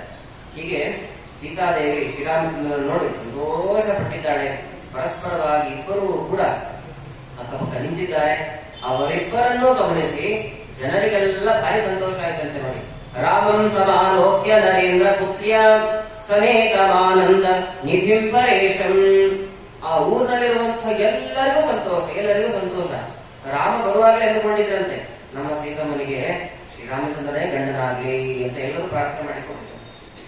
ಪುರುಷರು ಕೂಡ ಹಾಗೆ ಅಂದುಕೊಂಡಿದ್ರು, ಸೀತಮ್ಮ ಎಷ್ಟು ಚಂದ ಇದ್ದಾಳೆ, ರಾಮನಿಗೆ ಸೀತೆಯೇ ಮಡದಿಯಾಗ್ಲಿ ಅಂತ. ಹೀಗೆ ಪರಸ್ಪರವಾಗಿ ಅವರಿಬ್ಬರು ಕೂಡ ಪರಿಪತ್ನಿಯರಾಗ್ಲಿ ಎನ್ನುವಂಥದ್ದು ಆ ಲೋಕದಲ್ಲಿರ್ತಕ್ಕಂಥ ಎಲ್ಲರ ಭಾವನೆಯಾಗಿತ್ತು. ಅಂದ್ರೆ ಆ ಜನರ ಮನಸ್ಥಿತಿ ಹೇಗಿತ್ತು ಅನ್ನೋದನ್ನು ಅರ್ಥ ಮಾಡಿಕೊಳ್ಳಿ. ಭಾಗವತದ ದ್ವಾದಶ ಸ್ಕಂದದಲ್ಲಿ ಕೃತಯುಗದ ಜನ ಹೇಗಿರ್ತಾರೆ ಹಾಗೂ ತ್ರೇತಾಯುಗದ ಜನ ಹೇಗಿರ್ತಾರೆ ಅನ್ನೋದನ್ನೆಲ್ಲ ತಿಳಿಸ್ತಾ ಬರ್ತಾರೆ. ತ್ರೇತಾಯುಗದಲ್ಲಿ ಆಗುವಾಗ ಧರ್ಮದ 3 ಪಾಲವು ಕೂಡ ಗಟ್ಟಿಯಾಗಿರುತ್ತೆ. ಜನ ಎಲ್ಲ ಸಂತೋಷ ಭರಿತರಾಗಿರ್ತಾರೆ. ಇನ್ನೊಬ್ಬರಿಗೆ ಕೆಡಕನ್ನು ಯಾವತ್ತೂ ಬಯಸುವವರಲ್ಲ, ಯಾವಾಗಲೂ ಕೂಡ ಒಳ್ಳೆಯದನ್ನೇ ಬಯಸ್ತಕ್ಕಂಥವ್ರು. ಕಲಿಕಾಲದಲ್ಲಿ ಆಗಿರೋದಿಲ್ಲ. ಸಾಮಾನ್ಯವಾಗಿ ಲೋಕದಲ್ಲಿ ಏನ್ ನಡೀತಾ ಇದೆಯಲ್ಲ, ಸುಂದರನಾದಂತಹ ಪುರುಷ ಬಂದ್ರೆ ಸ್ತ್ರೀಯರಿಗೆ ಏನ್ ಅನ್ಸುತ್ತೆ ಅಂತಂದ್ರೆ, ಮದುವೆ ಮಾಡಿಕೊಂಡ್ರೆ ಇಂಥವನ್ನೇ ಮದುವೆ ಮಾಡಿಕೊಳ್ಳಬೇಕು, ನನಗೆ ಇವನು ಪತಿಯಾಗಲಿ ಅಂತ ವಿಚಾರ ಮಾಡ್ತಾರೆ. ಇನ್ನು ಸುಂದರನಾದಂತಹ ಸ್ತ್ರೀ ಬಂದ್ರೆ ಇವಳು ಮಡದಿ ಆಗ್ಲಿ ಅನ್ನುವಂತಹ ವಿಚಾರ ಪುರುಷರಲ್ಲಿ ಬರುತ್ತೆ. ಮಾತನ್ನು ಹೇಳ್ತಾರೆ, ತೃಪ್ತಿಗ ಮನುಷ್ಯರಿಗೆ ಒಮ್ಮೆ ಒಬ್ಬ ತುಂಬಾ ವಯಸ್ಸಾದಂತಹ ಮುದುಕ, 90 ವಯಸ್ಸಾದಂತಹ ಮುದುಕ ತನ್ನ ಮೊಮ್ಮಗುವನ್ನ ಏನೋ ತಿಳಿಯದೇ ಇರತಕ್ಕಂತಹ ಪುಟ್ಟ ಮೊಮ್ಮಗದು ಅದನ್ನ ಮದುವೆಗೆ ಅಂತ ಕರ್ಕೊಂಡು ಬಂದ. ಮೊಮ್ಮಗು ಕೇಳ್ತು, ಆ ಹಸೆಮಣೆ ಮೇಲೆ ಕುತ್ಕೊಂಡಿದ್ದಾರಲ್ವಾ, ಅವ್ರು ಏನ್ ಮಾಡ್ತಾ ಇದ್ದಾರೆ? ಅವ್ರು ಮದುವೆ ಮಾಡಿಕೊಳ್ತಾ ಇದ್ದಾರೆ ಅಂತ. ಮದುವೆ ಅಂತಂದ್ರೆ ಏನ್ ಅಭಿಪ್ರಾಯ? ಆ ಹೆಣ್ಣನ್ನ ವರನಿಗೆ ಒಪ್ಪಿಸುವಂತದ್ದು, ಇದನ್ನೇ ಮದುವೆ ಅಂತಾರೆ. ಹಾಗಾದ್ರೆ ಅಜ್ಜ, ನಾಳೆ ನೀನು ಕೂಡ ಮದುವೆ ಆಗು ಅಂತಂತು ಅವನು. 90 ವರ್ಷದ ಮುದುಕ. ಅದಕ್ಕೆ ಅವನೇನ್ ಅನ್ಬೇಕು? ನನಗೆ ಯಾರೋ ಕೊಡ್ತಾರೆ ಹೆಣ್ಣು ಅಂತ. 90 ವರ್ಷ ಆಗಿದೆ, ನನಗೆ ಬೇಡ ಅಂತ ಹೇಳೋದಿಲ್ಲ ಅವನು. ನನಗೆ ಯಾರು ಕೊಡ್ತಾರೆ ಹೆಣ್ಣು ಅಂತಾರೆ. ಕೊಟ್ಟರೆ ಮದುವೆ ಆಗಿ ತಯಾರಿದ್ದಾರೆ ಇವನು ಅಂತ. ಕಲಿಕಾಲದ ಜನರ ಮನಸ್ಥಿತಿ ಇದು ಅಂತ. ದೃಷ್ಟಿ ಇಲ್ಲ ಮನುಷ್ಯನಿಗೆ. ಆದ್ರೆ ತ್ರೇತಾಯುಗದಲ್ಲಿ ಇದ್ದಂತಹ ಎಲ್ಲರ ಮನಸ್ಥಿತಿ ಹೇಗಿತ್ತು ಅಂತಂದ್ರೆ, ರಾಮ ಹಾಗೂ ಸೀತೆ ಇಬ್ಬರು ಕೂಡ ಯೋಗ್ಯರಾಗಿರ್ತಕ್ಕಂತಹ ದಂಪತಿಗಳು, ಅವರಿಬ್ಬರಿಗೂ ಪರಸ್ಪರ ವಿವಾಹವಾಗಬೇಕು ಅಂತ ಚಿಂತನೆ ಮಾಡ್ತಾ ಇದ್ರು ಅಂತಂದ್ರೆ ಆ ಲೋಕದ ಜನರ ಮನಸ್ಥಿತಿ ಹೇಗಿತ್ತು ಅನ್ನೋದನ್ನ ಅರ್ಥ ಮಾಡಿಕೊಳ್ಳಬೇಕು. ಹೀಗೆ ಸೀತಾ ಹಾಗೂ ಶ್ರೀರಾಮಚಂದ್ರ ವಿವಾಹ ಮಹೋತ್ಸವ ಆಗಿದೆ. ವಿವಾಹ ಮಹೋತ್ಸವ ಆದ ನಂತರದಲ್ಲಿ ಉಳಿದ ತನ್ನ ಮಕ್ಕಳೇನಿದ್ರು, ಜನಕರಾಜನ ಮಕ್ಕಳು ಊರ್ಮಿಳ, ಮಾಲವಿ ಹಾಗೂ ಶ್ರುತಕೀರ್ತಿ ಅಂತ. ವಸ್ತುತಃ ಜನಕರಾಜನ ಮಗಳೇನಿದ್ದಾಳೆ ಊರ್ಮಿಳೆ ಮಾತ್ರ. ಸೀತೆ ಭೂಮಿಯನ್ನ ಖನನ ಮಾಡುವಾಗ ಸಿಕ್ಕಿರುವಂತದ್ದು. ಸೀತಾ ಶಬ್ದದ ಅರ್ಥ ಏನು? ಸೀತಾ ತುಸಾ ಸೀರತ ಏವ ಜಾತ, ಸೀರತಃ ಜಾತ ಸೀತಾ. ನೇಗಿಲನ್ನ ಉಳುವಂತಹ ಸಮಯದಲ್ಲಿ ಆ ನೇಗಿಲಿನಿಂದ ಹೊರಗೆ ಬಂದಂತಹ ಪುತ್ರಿಯುಳು. ಹಾಗಾಗಿ ಅವಳನ್ನ ಮನೆಗೆ ಕರ್ಕೊಂಡು ಬಂದ ನಂತರದಲ್ಲಿ ಉತ್ತಮವಾದಂತಹ ಸಂತಾನವನ್ನು ಪಡಿತಾನೆ. ಅದಕ್ಕೆ ಅವಳಿಗೆ ಊರ್ಮಿಳ ಅಂತ ಹೆಸರಿಟ್ಟ. ಹಾಗಾದ್ರೆ ಜನಕರಾಜನಿಗೆ ಇಬ್ಬರು ಮಕ್ಕಳು. ಊರ್ಮಿಳ ನಿಜವಾದ ಮಕ್ಕಳು. ಇನ್ನೊಬ್ಬಳಾಗುವಾಗ ನೇಗಿಲಿನಿಂದ ತೆಗೆಯುವಂತಹ ಸಮಯದಲ್ಲಿ ಭೂಮಿಯನ್ನು ಖನನ ಮಾಡುವಾಗ ಸಿಕ್ಕಂತಹ ಮಗಳು ಜಾನಕಿ, ಸೀತಾದೇವಿ. ಇನ್ನು ಅವನ ತಮ್ಮ ಜನಕರಾಜನ ತಮ್ಮ ಕುಶಧ್ವಜ, ಕುಶಕೇತು ಅಂತೆಲ್ಲ ಇದೆ. ಶ್ರೀನಿವಾಸ ಕಲ್ಯಾಣದಲ್ಲಿ ಕೇಳಿದ್ದೀವಿ. ಅವನಿಗಾಗುವಾಗ ಇಬ್ಬರು ಮಕ್ಕಳು, ಹೆಣ್ಣು ಮಕ್ಕಳು. ಆ ಇಬ್ಬರು ಹೆಣ್ಣು ಮಕ್ಕಳ ಹೆಸರು ಮಾಲವಿ ಹಾಗೂ ಶ್ರುತಕೀರ್ತಿ ಅಂತ. ಈ 4 ಜನರನ್ನು ಕೂಡ, 4 ಜನ ಏನು ದಶರಥನ ಮಕ್ಕಳಿದ್ದಾರೆ, 4 ಮಕ್ಕಳಿಗೂ ಕೂಡ ಕೊಟ್ಟಂತರಾಗ್ತಾನೆ ಜನಕರಾಜ. ಹಾಗಾದ್ರೆ ಜನಕರಾಜ ಅಂದ್ರೆ ಇವನ ಹೆಸರೇನು? ವಸ್ತುತಃ ಜನಕ ಅನ್ನೋದೇನಿದೆ ಅದು ಪದವಿ. ಮುಖ್ಯಮಂತ್ರಿ ಅನ್ನುವಂಥದ್ದು ಒಂದು ಪದವಿ ಇದ್ದ ಹಾಗೆ. ಆ ಪದವಿಯಲ್ಲಿ ಕುತ್ಕೊಂಡವ್ರನ್ನೆಲ್ಲ ಮುಖ್ಯಮಂತ್ರಿಗಳು ಅಂತಾನೆ ಕರಿತೀವಿ. ಆ ಸ್ಥಾನದಲ್ಲಿ ಕುತ್ಕೊಂಡವ್ರನ್ನೆಲ್ಲ ಮುಖ್ಯಮಂತ್ರಿಗಳು ಅಂತಾನೆ ವ್ಯವಹಾರ. ಹಾಗೆ ಯಾರು ಮಿಥಿಲಾಪಟ್ಟಣದ ರಾಜರಾಗ್ತಾರೋ ಅವರೆಲ್ಲರೂ ಜನಕರಾಜನೇನೆ. ಆದ್ರೆ ಸೀತೆಯ ತಂದೆಯಾಗಿರ್ತಕ್ಕಂತಹ ಜನಕರಾಜನ ಹೆಸರೇನು ಅಂತಂದ್ರೆ ಮಹಾಭಾರತ ಸ್ಪಷ್ಟವಾಗಿ ತಿಳಿಸ್ತಾ ಇದ್ದಾರೆ ನೋಡಿ. ಈ ಹೆಸರು ಕೇಳಲಿಕ್ಕೆ ಸಿಗೋದಿಲ್ಲ ನಮಗೆ. ಕ್ಷೀರಧ್ವಜ ಅಂತ ಇವನ ಹೆಸರು. ಸೀತೆಯ ತಂದೆಯ ಹೆಸರು ಕ್ಷೀರಧ್ವಜ ಅಂತ. ಈ ಕ್ಷೀರಧ್ವಜ ಏನಿದ್ದಾನೆ, ರಾಮನನ್ನ, ಲಕ್ಷ್ಮಣನನ್ನ, ಭರತನನ್ನ, ಶತ್ರುಘ್ನನ್ನ ಅಳಿಯನನ್ನಾಗಿ ಮಾಡಿಕೊಂಡು ತುಂಬಾ ಸಂತೋಷ ಪಡ್ತಕ್ಕಂಥವನಾಗಿದ್ದಾನೆ. ಅದಾದ ನಂತರದಲ್ಲಿ ಅವರೆಲ್ಲರನ್ನೂ ಕೂಡ ಬೆಳೆಸ್ಕೊಡ್ತಕ್ಕಂಥವನಾಗಿದ್ದಾನೆ. ದಾರಿ ಮಧ್ಯದಲ್ಲಿ ದಶರಥನು ಕೂಡ ಬಂದಿದ್ದ. ದಶರಥ, ಕೌಸಲ್ಯ, ಸುಮಿತ್ರೆ, ಕೈಕಿ ಎಲ್ಲರೂ ಕೂಡ ಬಂದು ಸಂತೋಷದಿಂದ ಅವರನ್ನೆಲ್ಲರನ್ನು ಕರ್ಕೊಂಡು ಹೋಗ್ತಾ ಇದ್ದಾರೆ. ಕರ್ಕೊಂಡು ಹೋಗುವಂತಹ ಸಮಯದಲ್ಲಿ ಪರಶುರಾಮ ದೇವರು ಎದುರುಗಡೆ ಬಂದರು. ಅಲ್ಲಿ ಪ್ರತಿ ಬಾರಿ ಪರಶುರಾಮ ದೇವರು ಬರುವಾಗ ಏನ್ ಮಾಡ್ತಾ ಇದ್ದ ದಶರಥ? ಮದುವೆ ಮಾಡಿಕೊಂಡು ಬಿಡ್ತಾ ಇದ್ದ, ಓಡ್ ಮದುವೆ ಮಾಡ್ಕೊಂಡು ಬಿಡ್ತಾ ಇದ್ದ. ಇವಾಗ ಮದುವೆ ಮಾಡ್ಕೊಳಿಕ್ಕಾಗತ್ತೆ? ಮಗನ ಮದುವೆ ಮಾಡಿ ಕರ್ಕೊಂಡು ಬರ್ತಾ ಇದ್ದಾನೆ, ತಾನು ಹೋಗಿ ಮದುವೆ ಮಾಡ್ಕೊಂಡ್ರೆ ಅವಮಾನ. ಹಾಗಾಗಿ ತುಂಬಾ ಧೈರ್ಯ ಮಾಡಿ ಈ ಸಾರಿ ಏನ್ ಮಾಡ್ತಾನೆ ಅಂದ್ರೆ ಪರಶುರಾಮ ದೇವರ ಬಳಿ ಬಂದು ಹೇಳ್ತಾನೆ, ಈ ಬಾರಿ ಶ್ರೀರಾಮಚಂದ್ರನು ಕ್ಷತ್ರಿಯ, ಅದರ ಮರಿಬೇಡಿ, ಶ್ರೀರಾಮಚಂದ್ರನು ಕ್ಷತ್ರಿಯ, ಇವನು ಕ್ಷತ್ರಿಯ, ಹಾಗಾಗಿ ಎಲ್ಲಾ ಕ್ಷತ್ರಿಯರ ನಿರ್ನಾಮ ಮಾಡಿಕೆ ಅಂತ ಬಂದಿದ್ದಿ ಪರಶುರಾಮ. ಹಾಗಾಗಿ ಈ ಬಾರಿ ರಾಮನಿಗೆ ಏನು ತೊಂದರೆ ಕೊಡಬೇಡ, ಇವಾಗ ತಾನೇ ಮದುವೆ ಮಾಡಿಕೊಂಡು ಬರ್ತಾ ಇದ್ದಾನೆ, ನನಗೆ ತೊಂದರೆ ಕೊಡಬೇಕಿದ್ರೆ ಅಂತ ಬೇರೆ ಕಡೆ ಹೋಗಿ ಗಟ್ಟಿಯಾಗಿ ನೆಟ್ಟಕಂತವನಾಗ್ತಾನೆ ದಶರಥ. ಆ ಸಮಯದಲ್ಲಿ ಪರಶುರಾಮ ದೇವರು ಮಾತನಾಡುವಂಥದ್ದು, ಶೃಣುಷ್ವರಾಮತ್ವಮಿ ಹೋಗಿ ತಮ್ಮಯ ಧನುರ್ದ್ವಯಂ ಪೂರ್ವಮಭೂನ್ಮಹಾದ್ಭುತಂ ಉಮಾಪತಿಸ್ತ್ವೇಕಮಧಾರಯತ್ತಸೋ ರಮಾಪತಿಶ್ಚಾಪರಮುತ್ತಮೋತ್ತಮಂ. ಪರಶುರಾಮ ದೇವರು ಹೇಳ್ತಾರೆ ದಶರಥನ ಬಳಿ, ನಾನು ಇವಾಗ ಭೇಟಿಯಾಗಿ ಯುದ್ಧ ಮಾಡಲಿಕ್ಕೆ ಅಂತ ಬಂದದ್ದು ರಾಮನ ಜೊತೆಯೇ, ಬೇರೆ ಯಾರ ಜೊತೆಗೂ ಅಲ್ಲ. ಹಾಗೆ ದಶರಥ ನಿನ್ನ ಪಕ್ಕಕ್ಕೆ ಸರಿ ಅಂತ ಸರಿಸ್ಬಿಟ್ರು. ಅವನು ರಾಮನ ಜೊತೆ ಮಾತನಾಡ್ತಾರೆ. ಶೃಣುಷ್ವ ರಾಮ, ರಾಮ ಕೇಳು ನೀನಿದೆ ಅಂತ. ನನ್ನ ಕೈಯಲ್ಲಿ ಒಂದು ಧನುಸ್ಸಿದೆ. ಆ ಧನುಸ್ಸಿಗೆ ಶಾರಂಗ ಅಂತ ಹೆಸರಿದೆ. ಈ ಶಾರಂಗ ಧನುಸ್ಸಿನ ವಿಶೇಷವಾದ ವಿಚಾರ ಹೇಳ್ತೀನಿ ಕೇಳು ಅಂತಂದು ಒಂದು ಚಿಕ್ಕ ಕಥೆಯನ್ನು ಹೇಳ್ತಕ್ಕಂಥವರಾಗ್ತಾರೆ ಪರಶುರಾಮ ದೇವ. ಏನು ಕಥೆ ಅಂತಂದ್ರೆ, ಹಿಂದೆ ಬ್ರಹ್ಮದೇವರು ಎರಡು ಧನಸ್ಸನ್ನು ತೆಗೆದುಕೊಂಡು ಬರ್ತಾರೆ. ಒಂದು ಶಾರಂಗ, ಇನ್ನೊಂದು ಪಿನಾಕ. ಆ ಪಿನಾಕವನ್ನ ರುದ್ರದೇವರಿಗೆ ಕೊಡ್ತಾರೆ. ಶಾರಂಗ ಧನಸ್ಸು ಏನಿದೆ ಆ ಧನಸ್ಸನ್ನ ವಿಷ್ಣುವಿಗೆ ಕೊಡ್ತಕ್ಕಂಥವ್ರು ಆಗ್ತಾರೆ. ಲೋಕದಲ್ಲಿ ಎಲ್ಲಾ ಕಡೆಗೆ ಗಲಾಟೆ, ಹರಿಶ್ರೇಷ್ಠ ಹರಶ್ರೇಷ್ಠ ಅಂತ ದೊಡ್ಡ ವಿವಾದ ನಡೀತಾ ಇತ್ತು.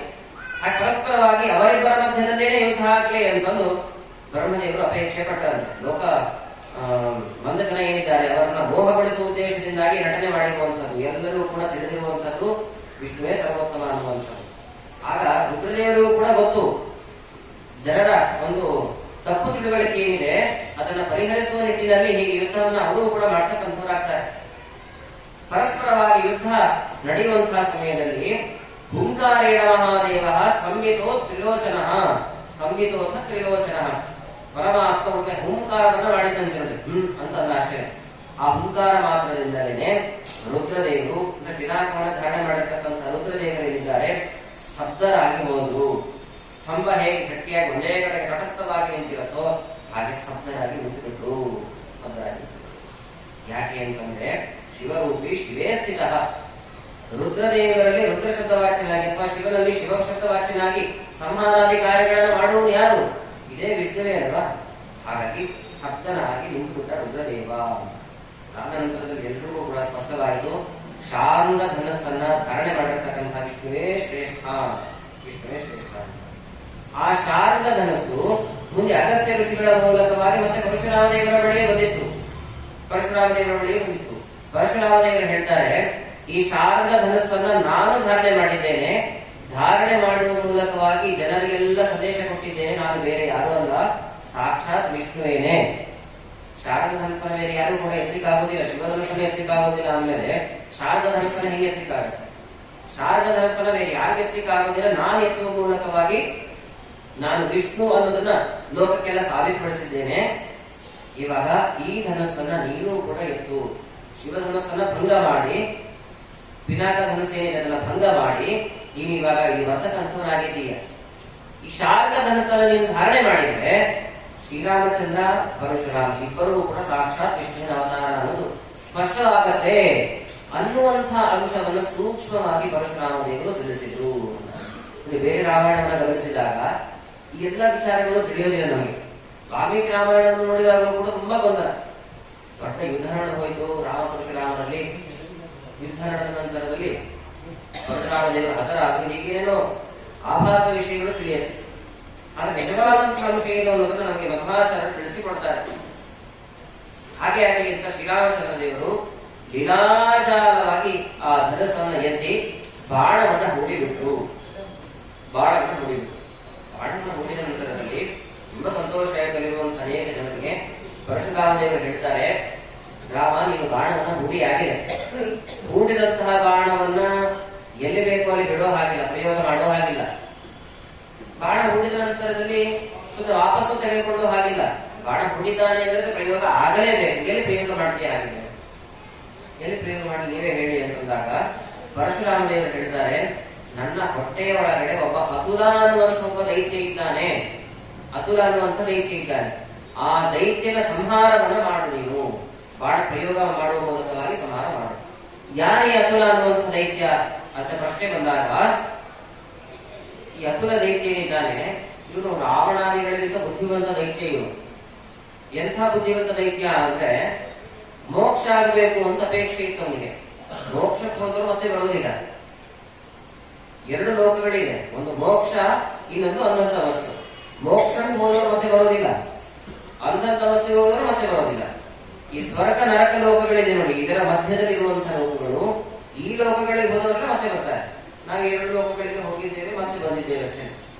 ಅಂಧಂತಮಸ್ಸಿಗೂ ಹೋಗಿಲ್ಲ, ಮೋಕ್ಷಕ್ಕೂ ಹೋಗಿಲ್ಲ ಅಂತ ಅರ್ಥ. ಹಾಗಾಗಿ ಅತುಲ ಅನ್ನುವಂತಹ ದೈತ್ಯ ಏನ್ ಮಾಡ್ತಾನೆ ಅಂದ್ರೆ ಮೋಕ್ಷಕ್ಕೆ ಹೋಗಿ ಬಿಡಬೇಕು ಅನ್ನೋ ಅಪೇಕ್ಷೆ ಇದೆ. ಬ್ರಹ್ಮದೇವರನ್ನು ಉದ್ದೇಶಿಸಿ ತಪಸ್ಸು ಮಾಡಿದಾಗ ಮೋಕ್ಷ ಆಗಬೇಕು ಅಂತ ಕೇಳ್ಬಿಟ್ಟ. ಬ್ರಹ್ಮದೇವರಂತಾರೆ, ಮೋಕ್ಷ ಕೊಡ್ಲಿಕ್ಕಿರೋ ಸಾಮರ್ಥ್ಯ ಕೇವಲ ವಿಷ್ಣುವಿಗೆ ಮಾತ್ರ. ವಿಷ್ಣುವಿಗೆ ದಾತ ಮೋಕ್ಷಸ್ಯ ವಾಯುಷ್ಠ ಕಥನಜ್ಞ. ಪರಮಾತ್ಮ ಆಜ್ಞೆ ಮಾಡಿದ್ರೆ ಮಾತ್ರ ಮುಖ್ಯ ಪ್ರಾಣದೇವರು ಕೊಡ್ತಾರೆ. ಮುಖ್ಯ ಪ್ರಾಣದೇವರು ಸ್ವತಂತ್ರವಾಗಿ ಮೋಕ್ಷವನ್ನು ಕೊಡುವಂತಹ ಅಧಿಕಾರ ಇಲ್ಲ. ಸ್ವತಂತ್ರವಾಗಿ ಕೊಡುವ ಯಾರು? ಪರಮಾತ್ಮ ಮಾತ್ರ. ಹಾಗೆ ಮೋಕ್ಷ ಕೊಡುವಂತಹ ಅಧಿಕಾರ ನಮಗಿಲ್ಲ. ತುಂಬಾ ವಿಚಾರ ಮಾಡ್ತೇನೆ. ಹಾಗಾದ್ರೆ ನನಗೆ ದೇವರಿಗೆ ಯಾವಾಗ ಸೋಲು ಬರುತ್ತೋ ಆವಾಗ ಸಾವು ಬರಲಿ, ನಾನು ಯಾವಾಗಲೂ ಕೂಡ ಪರಶುರಾಮ ದೇವರ ಉದರದೊಳಗಡೆ ಇರುವ ಹಾಗೆ ಅನುಗ್ರಹ ಮಾಡಿ ಅಂತ ಎರಡು ಕೇಳ್ಬಿಟ್ಟ. ಎರಡು ಅತ್ಯಂತ ಗಟ್ಟಿಯಾಗಿರುವಂತಹವರೇ. ದೇವರು ಯಾವತ್ತಾದ್ರೂ ಸೋತಾನ?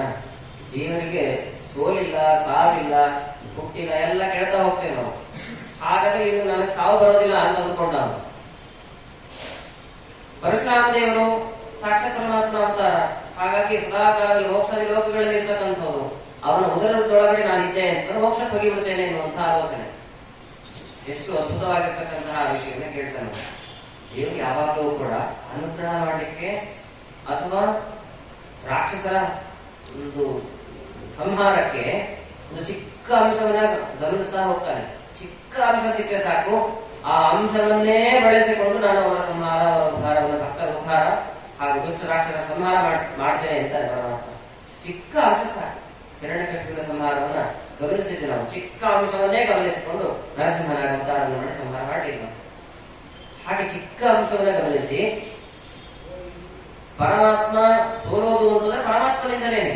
ಹಾಗಾಗಿ ಸೋತಂತೆ ನಟನೆಯನ್ನ ಮಾಡಿ ಅತುರನಾಮಕನಾದಂತಹ ದೈತ್ಯನ ಸಂಹಾರವನ್ನ ಮಾಡ್ತಕ್ಕಂಥವನಾಗಿದ್ದಾನೆ. ಅದಾದ ನಂತರದಲ್ಲಿ ಲೋಕ ನೋಡ್ತಾ ಇರುವಾಗಲೇನೆ ಶ್ರೀರಾಮಚಂದ್ರನಲ್ಲಿ ಐಕ್ಯವನ್ನು ಹೊಂದತಕ್ಕಂಥವನಾಗ್ತಾನೆ ಪರಶುರಾಮಕ್ಕೆ ಪರಮಾತ್ಮ. ಸಮೇತ್ಯ ಚೈಕ್ಯಂ ಜಗತೋಭಿಪಶ್ಯತಃ ಪ್ರಣುದ್ಯ ಶಂಕಾಮಖಿಲಾಂಜಲಸ್ಯ ಪ್ರದಾಯ ರಾಮಾಯ ಧನುರ್ವರಂ ತದಾ ಜಗಾಮ ರಾಮಾನುಮತೋ ರಮಾಪತಿಃ.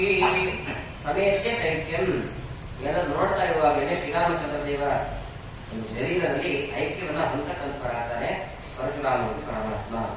ಇದಾದ ನಂತರದಲ್ಲಿ ತುಂಬಾ ಸಂತೋಷ ಆಯ್ತು ದಶರಥನಿಗೆ. ಎಲ್ಲ ಮಕ್ಕಳು, ಸೊಸೆಯರು ಎಲ್ಲರನ್ನೂ ಕೂಡ ಕರೆದುಕೊಂಡು ಅಯೋಧ್ಯ ಕಟ್ಟಡಕ್ಕೆ ಬರ್ತಕ್ಕಂಥವರಾಗ್ತಾನೆ. ಇದು ವರ್ಷಗಳು ಬೆಳೆಯಿತು. ಇದು ವರ್ಷಗಳ ಕಳೆದ ನಂತರದಲ್ಲಿ ಸಮಯಕ್ಕಾಗಿ ಕಾಯ್ದಾ ಇದ್ದ ಶ್ರೀರಾಮಚಂದ್ರನಿಗೆ ಪಟ್ಟಾಭಿಷೇಕ ಮಾಡಬೇಕು, ಸಮಯಕ್ಕಾಗಿ ಕಾಯ್ದಾ ಇದ್ದ. ಜನರನ್ನೆಲ್ಲ ಒಟ್ಟು ಮಾಡ್ತಾನೆ. ಜನರನ್ನೆಲ್ಲ ಒಟ್ಟು ಮಾಡಿ, ಅಯೋಧ್ಯ ನಗರದ ಜನರನ್ನೆಲ್ಲ ಒಟ್ಟು ಮಾಡಿ ಕೇಳ್ತಾನೆ, ರಾಮನನ್ನ ಅಯೋಧ್ಯ ಪಟ್ಟಣದ ರಾಜನನ್ನಾಗಿ ನೇಮಕ ಮಾಡಬೇಕು ಅಂತ ಅಪೇಕ್ಷೆ ಪಟ್ಟಿದ್ದೇನೆ. ಭವತ್ಯ ಅನುಮೋದಿತ, ನಿಮ್ಮೆಲ್ಲರ ಅಪ್ಪಣೆಯನ್ನು ಪಡೆದ ನಂತರದಲ್ಲಿ ನೀವೆಲ್ಲ ಒಪ್ಪಿದ್ರೆ ಮಾತ್ರ ಅಂತ ಎಲ್ಲರೂ ಏಕಕಂಠದಲ್ಲಿ ಮುಕ್ತ ಕಂಠದಿಂದ ಹೇಳಿದ್ರು, ರಾಮನೇ ರಾಜನಾಗ್ಲಿ, ರಾಮನೇ ರಾಜನಾಗ್ಲಿ, ರಾಮನೇ ರಾಜನಾಗ್ಲಿ. ಒಂದು ಕಡೆಗೆ ಸಂತೋಷ, ಇನ್ನೊಂದು ಕಡೆಗೆ ದುಃಖವೂ ಕೂಡ ಉಂಟಾಯ್ತಾನೆ. ಯಾಕೆ ದುಃಖ ಅಂದ್ರೆ ನಿನ್ನ ರಾಜ್ಯ ಬಹಳ ಸಾಕು, ರಾಮನಾದ್ರೂ ರಾಜನಾಗ್ಲಿ ಅಂತ ಆಗ ಅಪೇಕ್ಷೆ ಪಟ್ಟಿದ್ದಾರೆ ಎಂತಂತೆ ಅಂತ ಅವನಿಗೆ ಭಾವನೆ ಬಂತು. ಅಂದ್ರೆ ನಾನು ಚೆನ್ನಾಗಿ ರಾಜ್ಯಭಾರ ಮಾಡ್ತಾ ಇಲ್ಲ ಎಂತಂತೆ ಅಂತ ಅನ್ಸ್ಕೊ ಒಂದು ಕಡೆಗೆ. ಹಾಗೆ ಪ್ರಜೆಗಳೆಲ್ಲ ಹೇಳ್ತಾರೆ, ನೀನು ಚೆನ್ನಾಗಿ ರಾಜ್ಯಭಾರವನ್ನು ಮಾಡ್ತಿದ್ದೀಯಾ, ರಾಮ ಅಂದ್ರೆ ಎಲ್ಲರೂ ಕೂಡ ಅತ್ಯಂತ ಪ್ರೀತಿ ಪಾತ್ರನಾಗಿರುವವನು, ಹಾಗಾಗಿ ಅವನನ್ನ ರಾಜನನ್ನಾಗಿ ನೋಡಬೇಕು ಅನ್ನೋ ಅಪೇಕ್ಷೆ ಎಲ್ಲರೂ ಕೂಡ ರಾಮನ ರಾಜನಾಗಿ. ಸರಿ, ಹಾಗೆ ಆಗಲಿ ಅಂತ ಎಲ್ಲಾ ಕಡೆ ಕೂಡ ವಿಷಯವನ್ನ ತಿಳಿಸ್ಲಿಕ್ಕೆ ಪ್ರಾರಂಭ ಮಾಡ್ತಾರೆ. ಈ ಸಮಯದಲ್ಲಿ ಮುಂದೆ ಕಥೆಯನ್ನು ನೀವು ಕೇಳಿದ್ದೀರಾ, ಅದರಲ್ಲಿರುವಂತಹ ತತ್ವ ವಿಚಾರವನ್ನು ಗಮನಿಸೋಣ ಅಷ್ಟೇನೆ. ಇತ್ತಂ ವಿಶ್ವೇಶ್ವರೇಸ್ಮಿನ್ ನಿಖಿಲ ಜಗದ ಸ್ಥಾಪ್ಯ ಸೀತಾ ಸಹಾಯೇ ಭೂಮಿಷ್ಠೇ ಸರ್ವಲೋಕಾಸ್ತು ತುಷುರನದಿನಂ ವೃದ್ಧ ಭಕ್ತ್ಯಾನಿ ಕಾಂತಂ ರಾಜಾ ರಾಜ್ಯಾಭಿಷೇಕೆ ಪ್ರಕೃತಿ ಜನವಚೋ ಮಾನಯನ್ನಾತ್ಮನೋತ್ಯಂ ದಧ್ರೆ ತನ್ಮಂಥರಾಯಾಃ ಶ್ರುತಿಪಥಮಗವತ್ ಭೂಮಿಗಾಯ ಅಲಕ್ಷ್ಮ್ಯಾಃ. ಈ ವಿಷಯ ಎಲ್ಲರ ಕಿವಿಗೂ ಮುಟ್ಟಿತು. ಮಂಥರೆ ಅಂತ ಏನಿದ್ದಾಳೆ ಅವಳ ಕಿವಿಗೂ ಮುಟ್ಟಿತು. ಈ ಮಂಥರೆ ಯಾರು ಅಂತ ನಮಗೆ ಪ್ರಶ್ನೆ. ಮಂಥರೆ ಕೈಕೇಯಿಗೆ ಹೇಳಿದ್ದು, ಕೈಕೇಯಿಯ ಗೌರವನ ಕೇಳಿದ್ದು, ರಾಮ ಕಾಡಿಗೆ ಹೋಗ್ಲಿ, ಭರತ ಪಟ್ಟಾಭಿಷಿಕ್ತನಾಗಲಿ ಎಲ್ಲ ಗೊತ್ತು ನಮಗೆ. ಆದ್ರೆ ಮಂಥರೆಗೆ ಈ ವಿಷಯ ಕಿವಿಗೆ ಬಿಟ್ಟು, ಆ ಮಂಥರೆ ಯಾರು, ಅವಳನ್ನ ಯಾಕೆ ರಾಮಾಯಣದಲ್ಲಿ ಹೈಲೈಟ್ ಮಾಡಿದ್ದಾರೆ ಅಂತ ನಮಗೆ ಮಧ್ವಾಚಾರ್ಯ ತಿಳಿಸ್ತಾ ಹೋಗ್ತಾರೆ. ಈ ಮಂಥರೆ ಏನಿದ್ದಾಳೆ ಅಲಕ್ಷ್ಮಿಯ ಒಂದು ಪ್ರತೀಕ ಇವಳು. ಅಲಕ್ಷ್ಮಿ ಏನಿದ್ದಾಳೆ, ಅಲಕ್ಷ್ಮಿ ಹೆಸರನ್ನೇ ಕೇಳಿರೋದಿಲ್ಲ ನಾವೆಲ್ಲರೂ ಕೂಡ. ಸಮುದ್ರ ಮಥನ ಆದಾಗ ಅದನ್ನೆಲ್ಲ ವಿವರಣೆ ಕೊಡ್ತಾರೆ. ಸಮುದ್ರ ಮಥನ ಆದಾಗ ಲಕ್ಷ್ಮೀದೇವಿ ಪ್ರಾದುರ್ಭೂತಳಾದ್ರು ಅಂತ ಕೇಳ್ತೇವೆ. ಲಕ್ಷ್ಮೀದೇವಿ ಪ್ರಾದುರ್ಭೂತಳಾಗೋದ್ಕಿಂತ ಮೊದಲೇನೆ ನೋಡಿ, ಮೊದಲೇನೆ ಅಲಕ್ಷ್ಮಿ ಸಮುದ್ರ ಮಥನ ಆದಾಗ ಬಂದಿದ್ದಾಳೆ. ಅದಕ್ಕೆ ಇವಳಿಗೆ ಇನ್ನೊಂದು ಹೆಸರಿದೆ, ಜ್ಯೇಷ್ಠ ಅಂತ ಹೆಸರಿದೆ. ಜ್ಯೇಷ್ಠ ಅಂದ್ರೆ ಹಿರಿಯ ಅಕ್ಕ ಅಂತ ಅರ್ಥ. ಲಕ್ಷ್ಮೀದೇವಿ ಅಕ್ಕ ಅಂತಂದ್ರೆ ಈ ಅಲಕ್ಷ್ಮಿ ಈ ಅಲಕ್ಷ್ಮಿ ಸಮುದ್ರ ಮಥನ ಆದಾಗ ಏನ್ ಬಂದು ಅವಳನ್ನ ಯಾರು ಮದುವೆ ಮಾಡಿಕೊಂಡ್ರು ಅಂತಂದ್ರೆ, ಲಕ್ಷ್ಮಿಯೇ ಮದುವೆ ಮಾಡಿಕೊಂಡು ರಜಿತನಾಮಕನ ಪರಮಾತ್ಮನಿಗೆಲ್ಲ ಗೊತ್ತು. ಈ ಅಲಕ್ಷ್ಮಿಯನ್ನು ಯಾರು ಮದುವೆ ಮಾಡಿಕೊಂಡ್ರು ಅಂತಂದ್ರೆ ಕಲಿ ಓಡೋಡಿ ಬಂದಂತೆ, ತುಂಬಾ ಸುಂದರವಾಗಿದ್ದಾಳೆ ಇವಳು, ನಾನು ಮದುವೆ ಮಾಡ್ಕೊಳ್ತೀನಿ ಅಂತ. ಅವಳು ಹೇಗಿದ್ದಾಳೆ ಅಂತಂದ್ರೆ ಅತ್ಯಂತ ಕುರೂಪಿ ಅಂತ ಹೇಳ್ತಾರೆ, ಅತ್ಯಂತ ಕುರೂಪಿ. ಕಲಿಗೆ ಭಾರಿ ಸಂತೋಷ ಆಯ್ತು, ಎಂಥ ಸ್ಫುರದ್ರೂಪಿ ಇವಳು ಅಂತ ಅನಿಸ್ತಾನೆ. ರಾಕ್ಷಸರಿಗೆ ಸರಿ ಹಾಗೆ ಆಗ್ಲಿ ಅಂತ ಅವರಿಬ್ಬರ ವಿವಾಹ ಆಗಿದೆ. ಆ ಅಲಕ್ಷ್ಮಿ ಏನಿದ್ದಾಳೆ, ಆ ಜ್ಯೇಷ್ಠ ಏನಿದ್ದಾಳೆ, ಜ್ಯೇಷ್ಠ ಅಂದ್ರೆ ಅಲಕ್ಷ್ಮಿ ಅಂತ ಕರೆ ಬರ್ಬೇಕು ನಿಮಗೆ. ಅಲಕ್ಷ್ಮಿ ಜ್ಯೇಷ್ಠ ಏನಿದ್ದಾಳೆ ಅವಳೇ ಮಂಥರೆಯಾಗಿ ಹುಟ್ಟಿದ್ದಾಳೆ. ಅವಳು ಯಾಕೆ ಮಂಥರೆಯಾದ್ಲು ಅಂತಂದ್ರೆ ಅದರ ವಿವರಣೆಯನ್ನು ಪ್ರಮಥಾಚಾರ್ಯ ಕೊಡ್ತಾರೆ. ಅವಳಿಗೆ ತುಂಬಾ ಉತ್ತಮವಾದಂತಹ ಸ್ಥಾನ ಬೇಕು, ಮೋಕ್ಷ ಬೇಕು ಅಂತ ಅನಿಸ್ತು. ರಾಕ್ಷಸರಿಗೆಲ್ಲ ಇದೇ ಭಾವನೆ, ದೊಡ್ಡ ಸ್ಥಾನಕ್ಕೆ ಹೋಗಬೇಕು ಅಂತ ಅಪೇಕ್ಷೆ ಪಡ್ತಿರ್ತಾರೆ. ಕೆಲವರು ಬ್ರಹ್ಮಣ ಪದವಿ ಬೇಕು ಅಂತ ಅಪೇಕ್ಷೆ ಪಡ್ತಿರ್ತಾರೆ. ಶಂಭುಕನ ಮಧ್ಯೆ ಲೋಕದಲ್ಲಿ ದೊಡ್ಡ ಗಲಾಟೆ. ಶಂಭುಕನನ್ನು ಯಾಕೆ ವಧೆ ಮಾಡದ ಅಂತಂದ್ರೆ, ರಾಮ ಶೂದ್ರ ಅಂತ ವಧೆ ಮಾಡಿದ್ದಲ್ಲ, ಅವನ ಅಭಿಪ್ರಾಯ ಸರಿ ಇರಲಿಲ್ಲ. ಬ್ರಹ್ಮಣ ಪದವಿ ಹೋಗಬೇಕು ಅನ್ನೋ ಅಪೇಕ್ಷೆ ಇತ್ತು ಅವನಿಗೆ. ಕೆಲವರಿಗೆ ಏನೋ ಔನ್ನತ್ಯ ಪದವಿಯನ್ನು ಪಡಿಬೇಕು ಅಂತಿರ್ತಾರೆ, ಯೋಗ್ಯತೆಗೂ ಮೀರಿ ಅಪೇಕ್ಷೆ ಪಡ್ತಾ ಇರ್ತಾರೆ. ಹಾಗೆ ಇವಳು ಕೂಡ ಅಲಕ್ಷ್ಮಿ ಜ್ಯೇಷ್ಠ ಏನಿದ್ದಾಳೆ ಅವಳು ಕೂಡ ನಾನು ಮೋಕ್ಷಕ್ಕೆ ಹೋಗಬೇಕು ಅಂತ ಅಪೇಕ್ಷೆ ಆಯಿತು. ಅಪೇಕ್ಷೆ ಆದ ಕೂಡ ಸಿಕ್ಬಿಡತ್ತ ಬ್ರಹ್ಮದೇವರ ಒಂದು ವರ ಬೇಕು ನನಗೆ ಅಂತಂದು ಮತ್ತೆ ಬ್ರಹ್ಮದೇವರನ್ನು ಉದ್ದೇಶಿಸಿ ತಪಸ್ಸನ್ನು ಮಾಡಲಿಕ್ಕೆ ಪ್ರಾರಂಭ ಮಾಡ್ತಾನೆ. ತಪಸ್ಸು ಮಾಡಲಿಕ್ಕೆ ಪ್ರಾರಂಭ ಮಾಡಿದಾಗ ಬ್ರಹ್ಮದೇವರು ಪ್ರತ್ಯಕ್ಷರಾದ ಏನ್ ಬೇಕು, ಅವಳಂತೂ ಮೋಕ್ಷ ಬೇಕು ನನಗೆ ಅಂತ. ಅದಕ್ಕೆ ನೋಡಿ ಬ್ರಹ್ಮದೇವರ ಮಾತು ಅರ್ಥ ಮಾಡಿಕೊಳ್ಳಿ. ನೋಡು, ನಿನಗೆ ಮೋಕ್ಷ ತಾನೇ ಬೇಕಿರುವಂತದ್ದು, ನೀನ್ ಏನ್ ಮಾಡು ಅಂತಂದ್ರೆ, ರಾಮ ಅವತಾರವನ್ನು ಮಾಡ್ತಾನೆ, ಪರಮಾತ್ಮ ರಾಮನಾಗಿ ಅವತಾರ ಮಾಡ್ತಾನೆ. ರಾಮನಿಗೆ ಪಟ್ಟಾಭಿಷೇಕದ ಒಂದು ಸಂದರ್ಭ ಬರುತ್ತೆ. ಪಟ್ಟಾಭಿಷೇಕದ ಸಂದರ್ಭ ಬಂದಾಗ ನೀನು ಮಂಥರೆಯಾಗಿ ಮೊದಲೇ ಹುಟ್ಟು ರಾಮನ ಪಟ್ಟಾಭಿಷೇಕಕ್ಕೆ ವಿಘ್ನವನ್ನುಂಟು ಮಾಡು, ನಿನಗೆ ಯೋಗ್ಯವಾದ ಸ್ಥಾನವೇ ದೊರಕತ್ತೆ ಅಂತ ಬ್ರಹ್ಮದೇವರು ಹೇಳಿರೋದು ಗಮನಿಸಿ, ಅಂಡರ್ಲೈನ್ ಮಾಡಿ ಅರ್ಥ ಮಾಡ್ಕೊಳ್ಬೇಕು. ನಿನಗೆ ಯೋಗ್ಯವಾದ ಸ್ಥಾನವೇ ಸಿಗತ್ತೆ. ಅಲ್ಲಿ ಎಲ್ಲಿ ವಿಭಾಗ ಮಾಡಿ ಎಲ್ಲಿ ಸ್ಪೇಸ್ ಕೊಡಬೇಕು, ಸ್ಪೇಸ್ ಕೊಟ್ರೆ ಅರ್ಥ ಆಗತ್ತೆ ಸರಿಯಾಗಿ. ನಿನಗೆ ಅದಾದ್ಮೇಲೆ ಗ್ಯಾಪ್ ಕೊಟ್ಟು ಹೇಳಿ ಯೋಗ್ಯವಾದ ಸ್ಥಾನ ಸಿಗತ್ತೆ ಅಂದ್ರೆ ಮೋಕ್ಷ ಅಂತ ಅವಳು ಹಾಗೆ ಅರ್ಥ ಮಾಡಿಕೊಂಡು ಒಟ್ಟಿಗೆ ಹೇಳಿದಾಗ ನೋಡಿ, ನಿನಗೆ ಯೋಗ್ಯವಾದ ಸ್ಥಾನ ಏನಿದೆಯೋ ಅದು ಸಿಗತ್ತೆ. ಅದೇ ವಾಕ್ಯನೇ, ನಿನಗೆ ಯೋಗ್ಯವಾದ ಸ್ಥಾನ ಸಿಗತ್ತೆ, ನಿನಗೆ ಯೋಗ್ಯವಾದ ಸ್ಥಾನ ಸಿಗತ್ತೆ. ಅವಳಿಗೆ ಯೋಗ್ಯವಾದ ಸ್ಥಾನ ಅಂದ್ರೆ ಯಾವುದು? ಅಂಧನ್ ತಮಸ್ಸು ಅಂತ ಅರ್ಥ.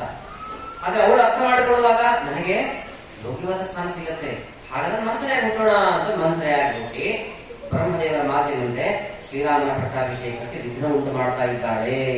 ನೋಡಿ, ಇಷ್ಟೆಲ್ಲ ವಿಷಯಗಳಿದೆ. ಯಾಕೆ ಅವಳ ಯಾಕೆ ವಿಘ್ನ ಉಂಟು ಮಾಡಬೇಕು ಹೇಳಿಲ್ಲ. ಅಲ್ಲಿ ಇರುವಂತಹ ಅಲಕ್ಷ್ಮಿ ಎಷ್ಟು ಕೈಗಿದ್ದಾಳೆ, ಅವಳು ಎಲ್ಲ ಕಾರ್ಯಗಳನ್ನು ಮಾಡುವಂಥದ್ದು. ಏನ್ ಮಾಡಿದ್ರು ಅಂತ ನೇರವಾಗಿ ಕೈಕೇಯಿ ಬಳಿ ಬಂದು ಹೇಳ್ತಾಳೆ, ಇಲ್ಲ ರಾಮನಿಗೆ ಪಟ್ಟಾಭಿಷೇಕ ಅಂತ ವಿಷಯ ತಿಳಿತಾ ಅಂತ. ವಿಷಯ ತಿಳಿದೇ ಇಲ್ಲ, ರಾಮನಿಗೆ ಪಟ್ಟಾಭಿಷೇಕವ ತಡೆ, ನಿನಗೆ ಏನಾದ್ರು ಉಡುಗೊರೆ ಕೊಡ್ತೀನಿ ಅಂತ ಆ ಕಡೆ ಕಡೆ ನೋಡಿ ದೇವರು ಸಿಗಲಿಲ್ಲ, ನಾನು ಹಾಕಿಕೊಂಡಂತಹ ಚಿನ್ನದ ಸರ ಹಾಕಿ ಬಿಡ್ತೇನೆ. ಸಮಾಧಾನ ಆಗಿಲ್ಲ ಅವಳಿಗೆ. ನಿಮ್ಗೆ ಅರ್ಥನೇ ಆಗ್ತಾ ಇಲ್ಲ, ರಾಮನಿಗೆ ಪಟ್ಟಾಭಿಷೇಕ ಅಂದ್ರೆ ಏನರ್ಥ ಸ್ವಲ್ಪ ವಿಚಾರ ಮಾಡುವಂಥದ್ದು.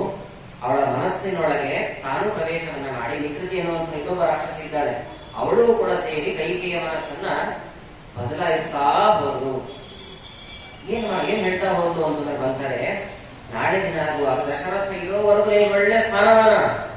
ದಶರಥ ಅವನು ಮರಣ ಹೊಂದಿದ ನಂತರದಲ್ಲಿ ರಾಜನಾಗಿರುವನು ಯಾರು? ಶ್ರೀರಾಮಚಂದ್ರ. ಕೌಸಲ್ಯಗೆ ರಾಜನ ತಾಯಿ ಅನ್ನುವಂಥ ದೊಡ್ಡ ಸ್ಥಾನ ಇರುತ್ತೆ.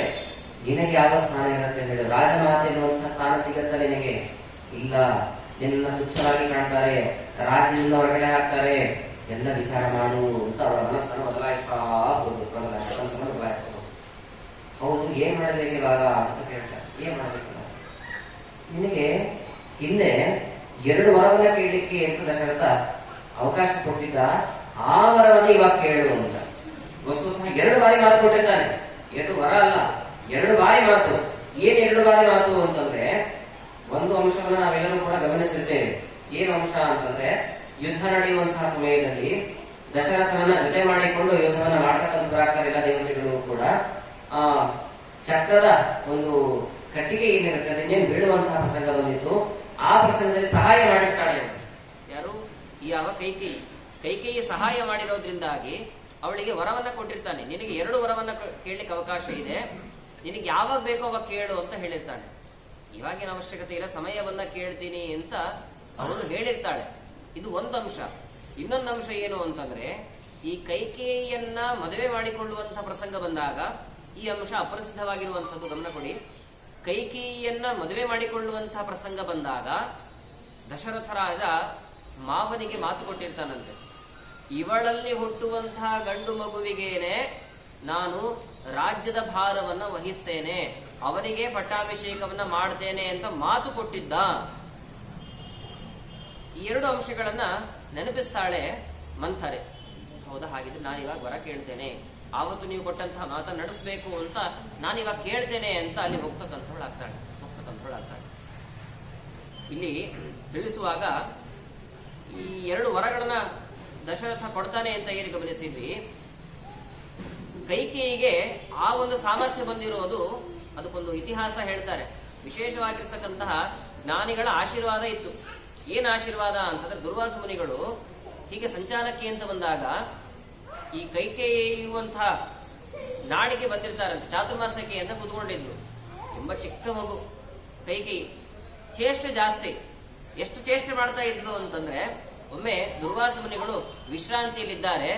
ವಿಶ್ರಾಂತಿಯಲ್ಲಿದ್ದಾಗ ಇವರ ಮುಖಕ್ಕೆಲ್ಲ ಮಸಿ ಬೆಳೆದು ಹೋಗಿಬಿಟ್ಟಿದ್ದಂತೆ. ಕೈಕೇಯಿ ಮುಖಕ್ಕೆಲ್ಲ ಮಸಿ ಬೆಳೆದು ಹೋಗಿದ್ದಾಳೆ.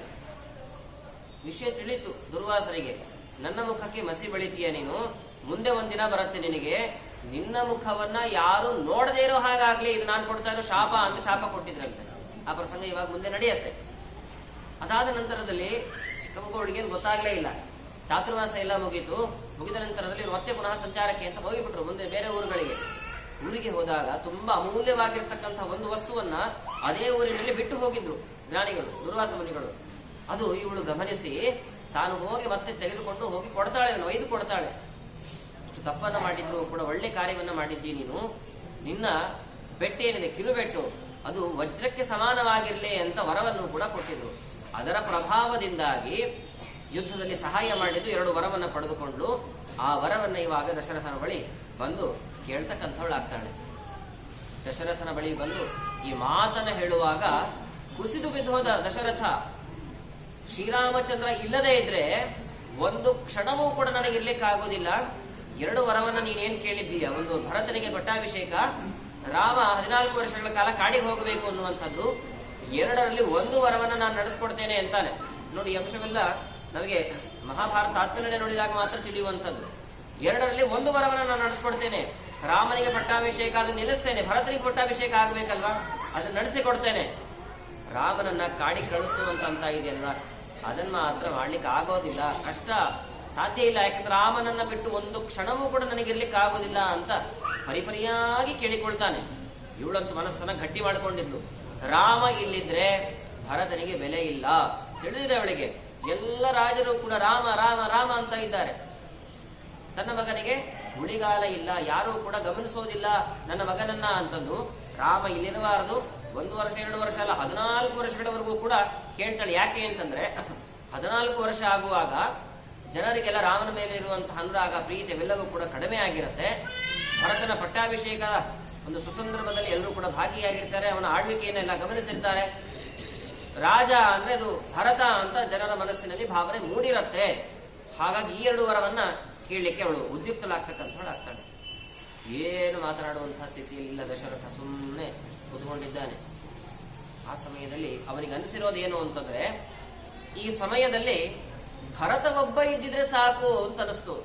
ಭರತ ಒಬ್ಬ ಇದ್ದಿದ್ರೆ ಕೈಕೇಯಿಯ ಬಾಯಿನ ಮುಚ್ಚಿಸ್ಲಿಕ್ಕೆ ಆಗ್ತಾ ಇತ್ತು, ನನಗೆ ಆ ಸಾಮರ್ಥ್ಯ ಇಲ್ಲಲ್ಲ ಅಂತ ಬೇಜಾರು ಮಾಡಿಕೊಳ್ತಾನೆ. ರಾಮನನ್ನ ಕರೀಲಿಕ್ಕೆ ಹೇಳಿ ಕಳಿಸ್ತಾನೆ. ಇವಳೇ ಹೇಳಿ ಕಳಿಸುವಂಥದ್ದು ಕೈಕೇಯಿ, ರಾಮನನ್ನ ಬರ್ಲಿಕ್ಕೆ ಹೇಳುವಂತ. ಹಾಗೆ ಆಗ್ಲಿ ಅಂತ ರಾಮ ಅಲ್ಲಿ ಬರ್ತಕ್ಕಂಥವನಾಗಿದ್ದಾನೆ. ದಶರಥ ಕೂಸಿದು ಕೆಳಗಡೆ ಬಿದ್ದಿದ್ದಾನೆ. ಕೈಕೇಯಿಯ ಮುಖದಲ್ಲಿ ಕೋಪ. ಏನಾಯ್ತು, ಯಾಕೆ ಹೀಗೆ ತಂದೆ ಕೆಳಗಡೆ ಕುಸಿದು ಬಿದ್ದಿದ್ದಾರೆ ಅಂತ ವಿಚಾರಿಸಿದಾಗ ದಶರಥನ ಬಾಯಿಂದ ಏನು ಮಾತು ಬರ್ತಾ ಇಲ್ಲ. ಕೈಕೇಯಿ ಹೇಳ್ತಾಳೆ, ಏನು ಇಲ್ಲ, ಭರತನಿಗೆ ಪಟ್ಟಾಭಿಷೇಕ ಆಗಬೇಕು ಅಂತ ವರ ಕೇಳಿದ್ದೀನಿ, ಅದಕ್ಕೆ ಇಷ್ಟು ಬೇಜಾರಾಗಿದ್ದಾರೆ ಅಂತ. ನೋಡಿ, ಬೇರೆಯವರು ಯಾರಾದ್ರೂ ರಾಮನ ಜಾಗದಲ್ಲಿ ಇದ್ದಿದ್ರೆ ಎಷ್ಟು ಕೋಪ ಮಾಡಿಕೊಂಡು ಬಿಡೋರು. ನನಗೆ ಸಿಗಬೇಕಾದಂತಹ ಸ್ಥಾನಮಾನ ಇನ್ನೊಬ್ಬರಿಗೆ ಸಿಗತ್ತೆ ಅಂತಂದ್ರೆ ನಾನು ಒಪ್ಪೋದಿಲ್ಲ ಅಂತ ಗಲಾಟೆ ಮಾಡ್ತಾರೆ. ಆದ್ರೆ ಭರತನಿಗೆ ಪಟ್ಟಾಭಿಷೇಕ ಅಂತಂದಾಗ ಎಷ್ಟು ಸಂತೋಷ ಆಯಿತು ರಾಮನಿಗೆ ಅಂತಂದ್ರೆ ಅವನ ಮುಖ ಚೆನ್ನಾಗಿ ಅರಳಿತು ಅಂತಾರೆ, ಅರಳಿತು. ಅದಕ್ಕೆ ಸಂತೋಷ ಪಡಬೇಕು. ಯಾಕೆ ಹೀಗೆ ಕುಸಿದು ಬಿದ್ದಿದ್ದಾರೆ ಅಂತಂದಾಗ ಇನ್ನೊಂದು ವರವನ್ನು ಕೂಡ ನಾನು ಕೇಳಿದ್ದೀನಿ. ಅದೇನು ಅಂತಂದ್ರೆ 14 ವರ್ಷಗಳ ಕಾಲ ನೀವು ಕಾಡಿಗೆ ಹೋಗಬೇಕು, ನೀನು ಕಾಡಿಗೆ ಹೋಗಬೇಕು ಅನ್ನೋದು ಕೇಳಿಬಿಟ್ಟೆ ನಾನು. ಅದನ್ನು ಕೇಳಿದಾಗ್ಲೂ ಕೂಡ ತುಂಬಾ ಸಂತೋಷನೇ ಆಯ್ತಂತೆ ರಾಮನಿಗೆ, ಬೇಜಾರಾಗ್ಲಿಲ್ಲ. ಅಲ್ಲ ಕೈಕಿ ಎಷ್ಟು ಪ್ರೀತಿ ಮಾಡ್ತೀನಿ ನನ್ನನ್ನ ಅಂತಾನೆ ರಾಮ. ನೋಡಿ, ರಾಮನ ವ್ಯಕ್ತಿತ್ವ ಅರ್ಥ ಮಾಡಿಕೊಳ್ಳಿ. ವಿಷಯ ಇದ್ದದ್ದೇನೆ ರಾಮನ ಆದರ್ಶ ಗುಣಗಳು ಅಂತ. ರಾಮನ ಆದರ್ಶ ಗುಣವನ್ನು ನಾವಿಲ್ಲಿ ಗಮನಿಸಬಹುದು. ಎಷ್ಟು ಪ್ರೀತಿ ನಿನಗೆ, ಭರತನ ಮೇಲಿರುವಂತಹ ಪ್ರೀತಿಗಿಂತಲೂ ಒಂದು ಸ್ವಲ್ಪ ಜಾಸ್ತಿ ಪ್ರೀತಿ ನನ್ನ ಮೇಲೆ ತೋರ್ತಾ ಇದ್ದೀಯಲ್ಲ ಅಂತಾನೆ ರಾಮ. ಇದರಲ್ಲಿ ಏನು ಬಂತು ಪ್ರೀತಿ ಅಂತಂದ್ರೆ, ಭರತನಿಗೆ ಎಂಥ ದೊಡ್ಡ ಜವಾಬ್ದಾರಿ ವಹಿಸಿ ಕೊಡ್ತಾ ಇದ್ದೀಯ ನೀನು. ರಾಜ್ಯಭಾರ ಮಾಡಬೇಕು ಅಂದ್ರೆ ದೊಡ್ಡ ಭಾರ ಅದು. ಪ್ರಜೆಗಳನ್ನು ನೋಡಿಕೊಳ್ಳಬೇಕು, ಆರ್ಥಿಕ ವ್ಯವಸ್ಥೆ ಏನಿದೆ ಸುವ್ಯವಸ್ಥೆಯಿಂದ ನಡಿಬೇಕು, ಎಲ್ಲ ವಿಷಯಗಳನ್ನು ಕೂಡ ಗಮನಿಸ್ತಾ ಇರಬೇಕು ರಾಜನಾಗಿರ್ತಕ್ಕಂಥವನು. ಸಂತುಷ್ಟಶ್ಚ ಮಹೀಪತಿ ಅಸಂತುಷ್ಟೋ ದ್ವಿಜೋ ನಷ್ಟ, ಸಂತುಷ್ಟಶ್ಚ ಮಹೀಪತಿ. ರಾಜನಿಗೆ ತೃಪ್ತಿ ಅನ್ನೋದೇ ಇರಬಾರದು ಅಂತಾರೆ. ತೃಪ್ತಿ ಆಯ್ತು ಅಂತ ಅವನು ಅಧಪತನಾಗಿ ಬಿದ್ದ ಅಂತ. ಬ್ರಾಹ್ಮಣನಿಗಾಗುವಾಗ ಅದಕ್ಕೆ ವ್ಯತಿರಿಕ್ತವಾಗಿ ಯಾವಾಗಲೂ ಸಂತೋಷ ಇರಬೇಕು ಅವನಿಗೆ. ದೇವರು ಏನು ಕೊಟ್ಟಿದ್ದಾನೋ ಅದರಲ್ಲಿ ತೃಪ್ತಿ ಭಾವ ಇರಬೇಕು ಅಂತ. ಯದೃಚ್ಛಾಲಾಭದುಷ್ಟಸ್ಯ ತೇಜೋ ವಿಪ್ರಸ್ಯ ವರ್ತದೆ. ಯದೃಚ್ಛಾಲಾಭದುಷ್ಟಿ ಇರಬೇಕು. ಜಗನ್ನಾಥದಾಸರು ಕೂಡ ಫಲವಿದು ಬಾಳುವುದಕ್ಕೆ ಇದನ್ನು ತಿಳಿಸ್ತಾರೆ. ಯದೃಚ್ಛಾಲಾಭದಿಂದ ಪ್ರೋಚ್ಛನಾಗುವುದೇ ಫಲವಿದು ಬಾಳುವುದಕ್ಕೆ ಅಂತ. ಹೀಗೆ ರಾಜನಿಗಾಗುವಾಗ ಅಥವಾ ಕ್ಷತ್ರಿಯರಿಗಾಗುವಾಗ ಅದಕ್ಕೆ ವ್ಯತಿರಿಕ್ತವಾಗಿ ಏನೇ ಆದರೂ ಕೂಡ ಸಂತೋಷ ಇರಬಾರದು, ತೃಪ್ತಿ ಇರಬಾರದು ಅಂತ ಇದೆ. ಅಷ್ಟು ದೊಡ್ಡ ಜವಾಬ್ದಾರಿ ಮೇಲಿಂದ ಮೇಲೆ ವಿಚಾರ ಮಾಡ್ತಾ ಇರಬೇಕು. ಅದು ನಿನ್ನ ಮಗನಿಗೆ ವಹಿಸಿದಿ. ನನಗೆ ಕಾಡಿನಲ್ಲಿ ಆರಾಮಾಗಿ ಸುಖವಾಗಿರ್ಲಿಕ್ಕೆ ಏನು ಜವಾಬ್ದಾರಿ ಇಲ್ಲದೆ ಇರೋ ಹಾಗೆ ವ್ಯವಸ್ಥೆ ಮಾಡಿದ್ದೀಯಲ್ಲಮ್ಮ, ಎಷ್ಟು ಪ್ರೀತಿ ನನ್ನ ಮೇಲೆ ನಿನಗೆ ಅಂತಂತಾನೆ. ಇದು ರಾಮನ ವ್ಯಕ್ತಿತ್ವ, ಇದು ರಾಮನ ಆದರ್ಶ ಗುಣ. ಸರಿ, ಹಾಗೆ ಆಗ್ಲಿ, ನಾನಿನ್ನು ಕಾಡಿಗೆ ಹೋಗ್ತಕ್ಕಂಥವನಾಗ್ತೇನೆ ಅಂತಾನೆ. ಇದೇ ನಿಜವಾದಂತಹ ಧೀರರ ಲಕ್ಷಣ ಅಂತಾರೆ ಕೃಷ್ಣ ಗೀತೆಯಲ್ಲಿ ಹೇಳುವಾಗ. ಸಮ ದುಃಖ ಸುಖಂ ಧೀರಂ ಅಂತಾರೆ. ದುಃಖ ಹಾಗೂ ಸುಖ ಸಮಾನವಾಗಿ ಕಾಣುವವರನ್ನೇ ಧೀರ ಅಂತ ಕರೀತಾರೆ. ಧೈರ್ಯವಂತರಿಗೆ ಧೀರ ಅಂತ ನಾವು ವ್ಯವಹಾರ ಮಾಡ್ತಾ ಇದ್ದೀವಿ ಇವಾಗ. ಆದ್ರೆ ಧೀರ ಶಬ್ದದ ಅರ್ಥ ಹೀಗೆ ಅಂತ ತಿಳಿಸಿಕೊಡ್ತಾರೆ. ಹಾಗೆ ಆಗ್ಲಿ, ನಾನು ಹೊರಡ್ತೇನೆ ಅಂತ ಹೊರಡುವಾಗ ತಾಯಿಗೊಂದು ಮಾತು ಹೇಳಬೇಕಲ್ವಾ. ತಾಯಿ ಹತ್ರ ಬರ್ತಾನೆ. ತಾಯಿಯಾಗಿರ್ತಕ್ಕಂತಹ ಕೌಸಲ್ಯ ಹತ್ರ ಬಂದು ಎಲ್ಲಾ ವಿಷಯವನ್ನು ಹೇಳಿಕ್ಕೆ ಉದ್ಯುಕ್ತನಾಗ್ತಾನೆ. ಹೀಗೆ ನಾನು ಕಾಡಿಗೆ ಹೋಗ್ತಾ ಇದ್ದೇನಮ್ಮ ಅಂತ. ಕಾಡಿಗೆ ಹೋಗ್ತಾ ಇದ್ದೇನನ್ನುವಾಗ ಅವಳಿಗೆ ತುಂಬಾ ಬೇಜಾರಾಯ್ತು, ದುಃಖ ಆಯ್ತು. ನಿನ್ನನ್ನು ಬಿಟ್ಟು ಒಂದು ಕ್ಷಣವೂ ನನಗಿರ್ಲಿಕ್ಕೆ ಆಗೋದಿಲ್ಲ, ನೀನು ಹೋಗಬೇಡ ಅಂತ. ಮತ್ತೆ ಧರ್ಮದಂತೆ, ಧರ್ಮಶಾಸ್ತ್ರದಲ್ಲಿ ಹೇಳಿದಂತೆ ನಡೆಯುವ ಅಲ್ವಾ ನೀನು. ಮಕ್ಕಳಿಗೆ ತಾಯಿ ಏನ್ ಹೇಳ್ತಾಳೋ ಅದೇ ಪರಮ ದೈವ. ತಾಯಿಯೇ ಮೊದಲ ಗುರು ಅಲ್ವಾ. ಕನ್ನಡದಲ್ಲಿ ಗಾದೆ ಕೂಡ ಕೇಳಿದ್ದೇವೆ ನಾವು. ತಾಯಿ ಏನ್ ಹೇಳ್ತಾಳೋ ಅದನ್ನ ಮಕ್ಕಳು ಕೇಳಲೇಬೇಕು. ನಾನು ಹೇಳ್ತಾ ಇದ್ದೀನಿ, ನೀನ್ ಕಾಡಿಗೆ ಹೋಗಬೇಡ ಅಂತಂದು. ನೋಡಿ ಎಂತಹ ಸಂದಿಗ್ಧ ಪರಿಸ್ಥಿತಿ. ರಾಮ ಕಾಡಿಗೆ ಹೋಗಬೇಕು ಅಂತ ದಶರಥನ ಅಭಿಪ್ರಾಯ ಅಂದ್ರೆ ಕೈಕೇಯಿ ದಶರಥನ ಮೂಲಕ ಹೇಳಿಸಿದ್ದಾಳೆ. ತಂದೆಯ ಅಭಿಪ್ರಾಯ ಅದು. ಕಾಡಿಗೆ ಹೋಗಬೇಡ ಅನ್ನುವಂತಹದ್ದು ತಾಯಿಯಾದಂತಹ ಕೌಸಲ್ಯ ಅಭಿಪ್ರಾಯ. ಏನ್ ಮಾಡಬೇಕು ಇವಾಗ? ತುಂಬಾ ವಿಚಾರ ಮಾಡಿ ಹೇಳ್ತಾನೆ. ತಾಯಿಯೇ ಪರಮದೈವ, ತಾಯಿ ಹೇಳಿರುವಂಥದ್ದು ಸರಿ ನಡೆಸಬೇಕು. ಆದ್ರೆ ತಾಯಿ ಹೇಗೆ ಮಾತನಾಡಬೇಕು ಅಂತಂದ್ರೆ, ಗಂಡನಿಗೆ ಸಮ್ಮತವಾಗಿರುವಂಥದ್ದನ್ನೇ ಹೆಂಡತಿ ಮಾತನಾಡಬೇಕು. ಹೌದೋ ಇಲ್ವೋ? ದಶರಥನಿಗೆ ಸಮ್ಮತವಾಗಿರುವಂತಹ ಮಾತನ್ನೇ ನೀನು ಆಡಬೇಕು. ದಶರಥನಿಗೆ ಸಮ್ಮತವಾದಂತಹ ಮಾತು ಅಂದ್ರೆ ಏನು?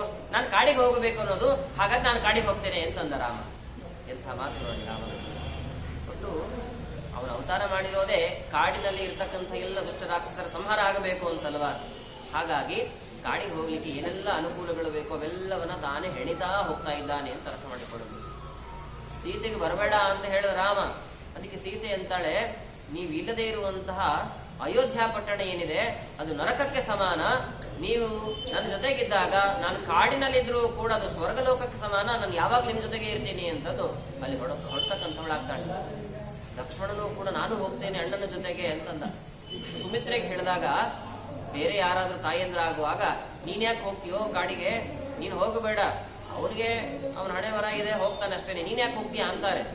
ಆದ್ರೆ ಸುಮಿತ್ರೆ ಹೇಳುವಂತಹ ಮಾತು ಎಷ್ಟು ಅದ್ಭುತ ನೋಡಿ. ಸೃಷ್ಟಸ್ತುಂ ವನವಾಸಾಯ ಅಂತಂತಾಳೆ ಅವಳು. ನಿನ್ನನ್ನ ಸೃಷ್ಟಿ ಮಾಡಿದ್ದು, ನಿನ್ನನ್ನು ಹುಟ್ಟಿಸಿದ್ದೆ ನಾನು ರಾಮನ ಸೇವೆಗಾಗಿ.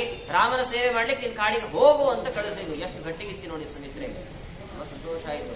ಅವರು ಹೊರಡುವಂತಹ ಸಮಯದಲ್ಲಿ ದಶರಥ ಏನು ಮಾಡ್ತಾರೆ ಅಂತಂದ್ರೆ, ಬೇಕಾದಷ್ಟು ವಾಹನಗಳು, ವಜ್ರಗಳು, ವೈಡೂರ್ಯಗಳು, ಸಂಪತ್ತು ಎಲ್ಲವನ್ನೂ ಕೂಡ ಕೊಟ್ಟು ಕಳಿಸ್ತಕ್ಕಂಥವನಾಗ್ತಾನೆ. ಕೊಟ್ಟು ಕಳಿಸುವಂತಹ ಸಮಯದಲ್ಲಿ ಈ ಕೈಕೆ ಏನಿದ್ದಾಳೆ ಮತ್ತೆ ಮಧ್ಯದಲ್ಲಿ ಬರ್ತಾಳೆ. ಗಮನಿಸಿ, ಮತ್ತೆ ಮಧ್ಯದಲ್ಲಿ ಬರ್ತಕ್ಕಂಥವಳಾದ್ದು ಕಾಡಿಗೆ ಹೋಗೋದು ಅಂದ್ರೆ ಏನ್ ಅಭಿಪ್ರಾಯ? ಅಲ್ಲಿ ಕಷ್ಟ ಪಡಬೇಕು, ಕ್ಲೇಶ ಪಡಬೇಕು ಅಂತಿರುವಂಥದ್ದು. ಯಾವ ಅಯೋಧ್ಯ ನಗರಕ್ಕೆ ಸಂಬಂಧಪಟ್ಟಿರುವಂತಹ ವಸ್ತುಗಳನ್ನ, ವಜ್ರವನ್ನ, ವೈಡೂರ್ಯವನ್ನ, ಆಭರಣಗಳನ್ನ, ಸಂಪತ್ತನ್ನ ಏನನ್ನೂ ತೆಗೆದುಕೊಂಡು ಹೋಗೋ ಹಾಗಿಲ್ಲ ಅಂತಂದು ಕೈಕೇಯಿ. ಎಲ್ಲಿವರೆಗೂ ಇಳಿತು ಅಂತಂದ್ರೆ, ಈ ಸೀತಾಮಾತೆ ವಿವಾಹವನ್ನು ಮಾಡಿಕೊಂಡು ಏನು ಬಂದಿದ್ದಾಳೆ, ತವರು ಮನೆಯ ಉಡುಗೊರೆ ಅಂತಂದು ಇದು ಆಭರಣಗಳನ್ನ ಧಾರಣೆ ಮಾಡಿದ್ದವಳು. ಆ ಆಭರಣವನ್ನು ಬಿಚ್ಚಿಟ್ಟು ಹೋಗಬೇಕು ಅಂತಾಳೆ ಕೈಕೇಯಿ. ಎಷ್ಟು ದುಷ್ಟತನ ಆವರಿಸಿತ್ತು ನೋಡಿ. ಮಂಥರೆಯ ಪರಿಪೂರ್ಣವಾಗಿ ಅವಳ ಮನಸ್ಸನ್ನು ಬದಲಾಯಿಸಿ ಹೋಗಿದ್ದು. ಆ ಆಭರಣಗಳನ್ನು ತೆಗೆದಿಟ್ಟು ಹೋಗಬೇಕು ಅಂತ ಅವಳ ಋತುಲಾದ ಆಭರಣವನ್ನು ತೆಗಿಲಿಕ್ಕೆ ಅಂತ ಹೋದಾಗ ಅಗಸ್ತ್ಯ ಋಷಿಗಳ ಮಧ್ಯದಲ್ಲಿ ಬಂದು ಪ್ರವೇಶ ಮಾಡಿ ಬೈತಾರೆ. ತವರು ಮನೆಯ ಆಭರಣವನ್ನ ತೆಗೆಯೋ ಹಾಗಿಲ್ಲ, ತೆಗೆಸೋಧಿಕಾರ ನಿನಗಿಲ್ಲ ಅಂತ ಬೈತಕ್ಕಂಥವರಾದ್ರು. ಈ ಪ್ರಸಂಗವನ್ನು ನಾವು ಗಮನಿಸಬೇಕು. ಸೀತಾಮಾತೆಯ ಕೈಯಲ್ಲಿ, ಕಾಲಿನಲ್ಲಿ ಕೆಲವು ಗೆಜ್ಜೆಗಳು, ಆಭರಣಗಳೆಲ್ಲ ಇತ್ತು ಅನ್ನೋದನ್ನು ಗಮನಿಸಬೇಕು. ಯಾಕೆ ಅಂದ್ರೆ ಮುಂದೆ ರಾವಣ ಸೀತೆಯನ್ನು ಅಪಹಾರ ಮಾಡಿಕೊಂಡು ಹೋಗುವಂತಹ ಸಮಯದಲ್ಲಿ ನಮ್ಮ ನಗರ ಹತ್ರ ಇರುವಂತಹ ಕಿಷ್ಕಿಂಧಾದಲ್ಲಿ ಅವಳು ಕೆಲವು ಆಭರಣಗಳನ್ನ ಗಂಟು ಮಾಡಿ ಬಿಸಾಕ್ತಾಳೆ ಅಂತ ಕೇಳ್ತೇವೆ. ಇವಳಿಗೆ ಕಾಡಿನಲ್ಲಿ ಯಾರೇ ಆಭರಣ ತಂದುಕೊಡ್ತಾರೆ ಅಂತ ಪ್ರಶ್ನೆ ಬರುತ್ತೆ. ಆ ಆಭರಣ ಯಾವುದು ಅಂತಂದ್ರೆ ತವರು ಮನೆಯ ಆಭರಣಗಳೆಲ್ಲ ಏನಿದೆ ಆ ಆಭರಣಗಳನ್ನೆಲ್ಲ ಗಂಟಿನಲ್ಲಿ ಕಟ್ಟಿ ಬಿಸಾಕ್ತಾಳೆ ಅಂತ ಅರ್ಥ ಮಾಡಿಕೊಳ್ಳಬೇಕು. ಅದನ್ನು ಬಿಚ್ಚಿಸ್ಲಿಕ್ಕೆ ಪ್ರಯತ್ನ ಪಟ್ಟರೂ ಕೂಡ ಅದು ಆಗ್ಲಿಲ್ಲ ಕೈಕೇಯಿಗೆ. ಅದಾದ ನಂತರದಲ್ಲಿ ರಥಾರೂಢನಾಗಿ ಶ್ರೀರಾಮಚಂದ್ರ, ಲಕ್ಷ್ಮಣ, ಸೀತಾಮಾತೆ ಹೋಗ್ತಾ ಇದ್ದಾರೆ. ಜನ ಎಲ್ಲ ಹಿಂಬಾಲಿಸ್ಕೊಂಡು ಬಂದ್ರು. ಈ ಜನರಿಂದ ನಾನು ಹೇಗಾದ್ರೂ ತಪ್ಪಿಸ್ಕೊಂಡು ದೂರ ಹೋಗಬೇಕು ಅಂತ ಸ್ವಲ್ಪ ದೂರದವರೆಗೂ ಕೂಡ ಹೋಗಿ ಮಾರನೇ ದಿನ ಪ್ರಾತಃ ಕಾಲದಲ್ಲಿ ತುಂಬಾ ಬೇಗ ಎಲ್ಲರೂ ಕೂಡ ದುಃಖ ತಪ್ತರಾಗಿ ವಿಶ್ರಾಂತಿಯಲ್ಲಿದ್ದಾರೆ. ರಾಮ ಏನ್ ಮಾಡ್ದ ಅಂತಂದ್ರೆ ಸಾರಥಿಗೆ ಹೇಳ್ತಾನೆ, ವಾಪಸ್ ಪುನಃ ಅಯೋಧ್ಯ ಪಟ್ಟಣದ ಕಡೆಗೆ ನೀನು ರಥವನ್ನ ತೆಗೆದುಕೊಂಡು ಹೋಗು ಅಂತ ಹೇಳ್ದ. ಹಾಗೆ ಆಗ್ಲಿ ಅಂತ ಸುಮಂತು ಅಯೋಧ್ಯ ನಗರದ ಕಡೆಗೆ ರಥವನ್ನ ತೆಗೆದುಕೊಂಡು ಬರ್ತಾ ಇದ್ದಾರೆ. ದಾರಿ ಮಧ್ಯದಲ್ಲಿ ಆಕಾಶ ಮಾರ್ಗವಾಗಿ ಹೋಗಿ ಕಾಡಿಗೆ ಪ್ರವೇಶವನ್ನ ಮಾಡ್ತಾನೆ ಶ್ರೀರಾಮಚಂದ್ರ. ರಥಾರೂಢನಾಗಿ ಹೊರಟ.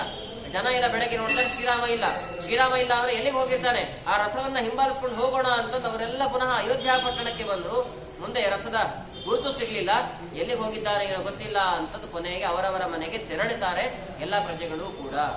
ರಾಮ ನೋಡಿ ಅವರನ್ನೆಲ್ಲ ಮತ್ತೆ ಪುನಃ ಸ್ವಸ್ಥಾನಕ್ಕೆ ತಲುಪಿಸಬೇಕು ಅನ್ನುವಂತಹ ಅಂಶ ಅವನ ತಲೆಯಲ್ಲಿ ಇದೆ ಅಲ್ಲ. ತಾನು ಕಾಡಿಗೆ ಹೋಗುವಾಗಲೂ ಕೂಡ ಎಂತಹ ಗುಣ ಇದು, ಬೇರೆ ಯಾರಿಗೆ ಬರುತ್ತೆ ಇಂತಹ ಗುಣ? ಇದು ಶ್ರೀರಾಮಚಂದ್ರಲ್ಲಿ ಮಾತ್ರ ಕಾಣುವಂತಹ ಗುಣ ಎಲ್ಲವೂ ಕೂಡ. ಈಗ ಶ್ರೀರಾಮಚಂದ್ರ ಸುಮಂತುವನ್ನ ಸಾರಥಿಯನ್ನಾಗಿ ಮಾಡಿಕೊಂಡು ಲಕ್ಷ್ಮಣ ಹಾಗೂ ಸೀತಾಮಾತೆಯ ಜೊತೆಗೆ ಕಾಡಿಗೆ ಪ್ರವೇಶವನ್ನು ಮಾಡ್ತಕ್ಕಂಥವನಾಗ್ತಾನೆ.